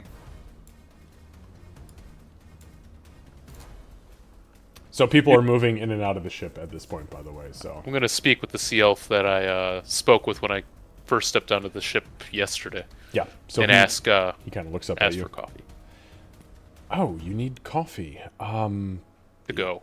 How much would you like? Would you like a satchel, a bag?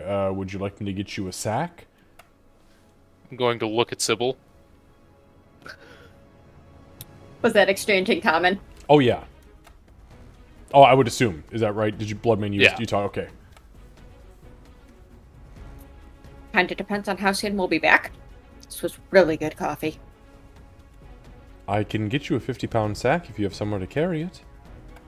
When you will hold the bag of holding open. I don't think that's going to hold a 50-pound sack, sweetheart.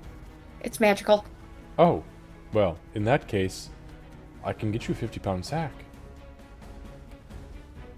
I didn't realize we were trick or fucking treating here, but okay. Dude, the flotilla is the best Halloween fucking place to be. I am a giant furry woman with green dreads. Of course I am trick-or-treating year-round. Fair. Fair. Okay, so he will, so the sea elf, he kind of like dips into the back, and after a couple of minutes, he comes back up and he says, all right, here you are. It's pre-ground, so you don't need to worry about needing a grinder. However, I don't think we have anything to brew it with. Do you have a pot, or would you like, and he kind of points around Winnie to the French press. I believe we'd like to purchase that and the 50-pound sack. Why would you need to purchase it? And he kind of turns towards Bloodmane. They're family, right? They are. They don't understand that yet. Oh. My mistake. He turns back towards Winnie. It is a gift from family. And he kind of nods. And you can add a 50-pound sack, Candace, to the bag of holding of pre-ground Raging Waves dark brew. Okay. And you can also add, whoever's carrying the French press, you can add the French press. I'm adding the French press. It will weigh 1 pound, make it a custom item. It weighs 1 pound.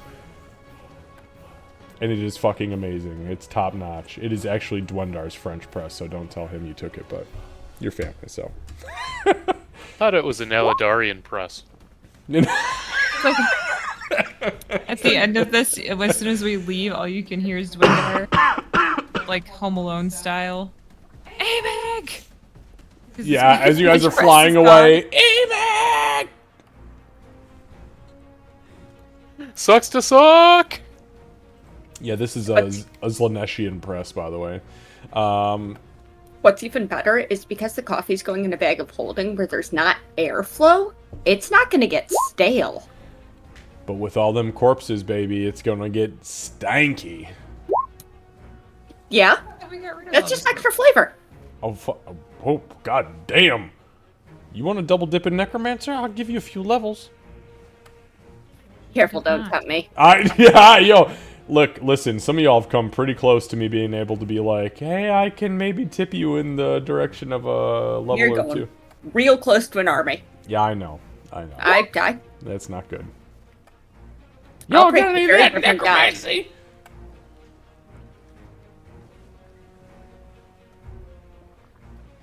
Okay, so you've acquired a 50-pound bag of pre-ground dark roast coffee because that's what I like to drink is dark roast, beautiful coffee. And you guys also have a Slaneshian or Zlagmoshum beacon. I don't give a fuck where it's from. Somebody's got a press, and you've got it now, and it weighs 1 pound. I marked it as Dwendar's French press. Beautiful. That is even better. Okay, so with that being said, because we're coming up on the last like 10 minutes of this session, you guys are intending on moving from here to the airship to begin the journey, correct? Yes, I would like to take 5 minutes before we go. I'll meet you guys back at the airship.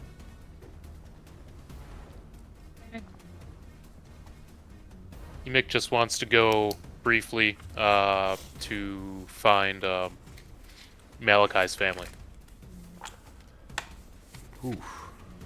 Fuck me, man. There's something I wasn't prepared for. Okay. So, I need to hang on. I can't have the fucking comment music going during this. Listen, man. They're just real mad at me, and it's like, oh, no. Okay. So you let me move us over to the flotilla real quick. So Emig, you go up to the northeast. So you know that Malachi's family, they were more militaristic than farmer or artisan, which is why Malachi, obviously took to going to the land and being part of the explorers expedition. And you get onto the ship, and it is, as you kind of ask around, where they are or what they're doing. Malachi's siblings are currently up in the northwest working the farms, and Malachi's mother has not been around for some time as far as liveliness. However, his father has been, and his grandparents, both two of his grandparents. So you're kind of led down into their quarters beneath the deck, the main deck, and they're kind of sitting there before you, the three of them, as they're welcoming you in openly. I mean, obviously your family immediately, so they begin pouring tea and pulling out haunches of fucking meat, like cured walrus and all sorts of weird like whale slices and shit. And we'll say the father is looking at you as you come in, and Emig, my goodness, it's been too long. How are you? Come in, please. Sit down. Don't mind Mima and Papa. They're sleepy as ever. But please, can I get you some walrus haunches? Oh, I don't have much time. We need to go and I'll try to save what's left of this world, I suppose. Good boy. What can we do for you? I just wanted to come and tell you that your son died well. And as you probably already know, I returned him to the sea when I could. And he kind of looks down at the grandparents. We know. It was made known to us by the captain. Dwendar came to us personally when he felt his spirit released into the sea once again. Which, are we correct in understanding that you did not do yourself, or did you do that yourself? Did you send him out to be released? I was in the sea, and I was going to originally bring him home for you to return to the sea. But his skull, which is what I had of him, drifted on its own. I think it was fated.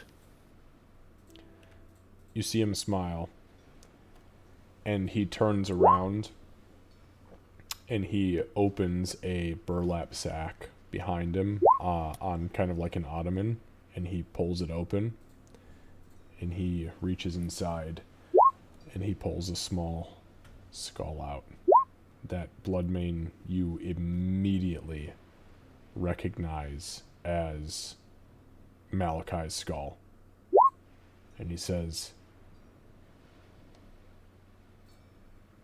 it did make its way home. So we have you to thank. The savior of the flotilla. The one who was born to release the spirits back into the sea. I don't know about that, but Malachi is home, and that makes me very glad in a way I have not felt in a long time. We had nothing short of peace brought to us by receiving this from Dwendar when he informed us of its arrival. Would you care to hold him? I would. He kind of takes. I'll take the skull and put it to mine, like you would grasp the head of, your brother, knock skulls, and I'll do that with him now. And as soon as you kind of like, as soon as you bring the skull in and touch, Rick, you are just a fucking troll. No. God No. damn you. It's not an actual full-on headbutt, bro. It's, Man, fuck this hey, skull, what's bro. up, man? It's like you're drinking a Steel Reserve on a fucking Saturday night in college. Goliaths have pretty thick skulls. It'll be all right. So you bring it to your skull, and as you bring it to your skull, you hear a voice resonate through your mind. Brother, thank you.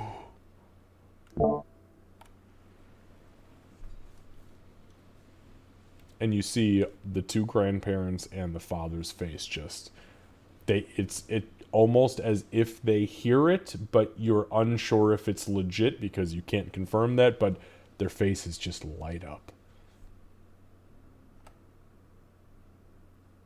I'm going to just nod and silently, gingerly return the skull to his father. Thank you for everything you've done for Malachi, for our family, for our namesake, for our people. Malachi would have done the absolute same thing, and you know that. I know that. And we, our people, know that. He was a good man. Is still. And we know for a fact that, from what our dreams tell us, he still resides within you because of what you did for him. He has told the ancestors who you are, Emig. Go in peace, brother. Bring peace to this world, because they desperately need it. I'll reach out to clasp his arm. And it's funny, as you begin to reach out, the old man begins to stand up, and the father kind of like sets him back down. And he reaches out and he gives you the full clasp, pulls you in, gives you the couple of slaps on the back. Let's go. And he says, if there is anything you need of our family, you come straight to me or reach out to me, and it will be so, as long as it is within our boundaries, our capabilities. I will. I am the maelstrom. And he says, I am the raging storm. And he begins to kind of sit down, putting the skull behind him, reaching for, there's a small kettle of tea on a wooden table in front of him, and he picks it up. To your adventures, my friend. He takes a sip. I'll nod at him, at the older ones as well, in respect. And I will turn around, and it is time to go to the airship. Yep. And as you walk out, Emig, as you walk out and the door kind of closes behind you, you can hear from the inside two elderly voices say, and we all row. And guys, it is 11:01, so we will go ahead and end this epic fucking night right here. I don't wanna. I don't want to either. God damn it. Okay, so we will end here. We will pick up. What? You got a redeem earlier, just Oh, did I? Okay. Okay. So we will leave it off here tonight, and we will pick up, I believe, in 2 weeks on a Saturday.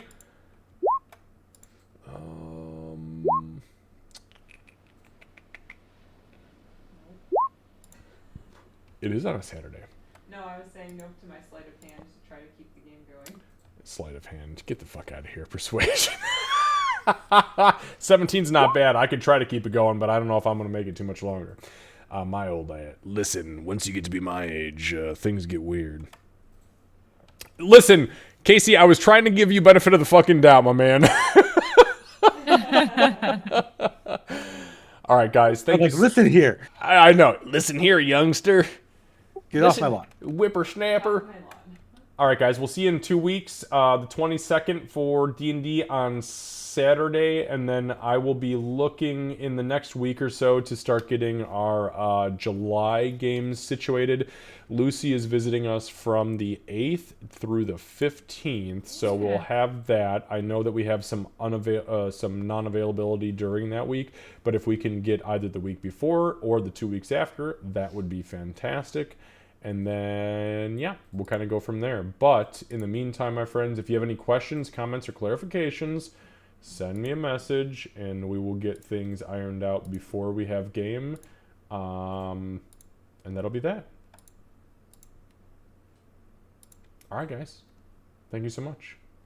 And I really appreciate your guys' dedication to roleplay tonight. I honest to God, everything that I had pre-written for this session had nothing to do with staying on the flotilla for 4 hours. I swear to God, it was like, I thought it was going to be like 25 minutes, wham, bam, thank you, we ma'am. Even talked about and it. then, seriously, I swear to God, right before we talked, I was like, I think you guys are going to be just in and out in like 25 minutes.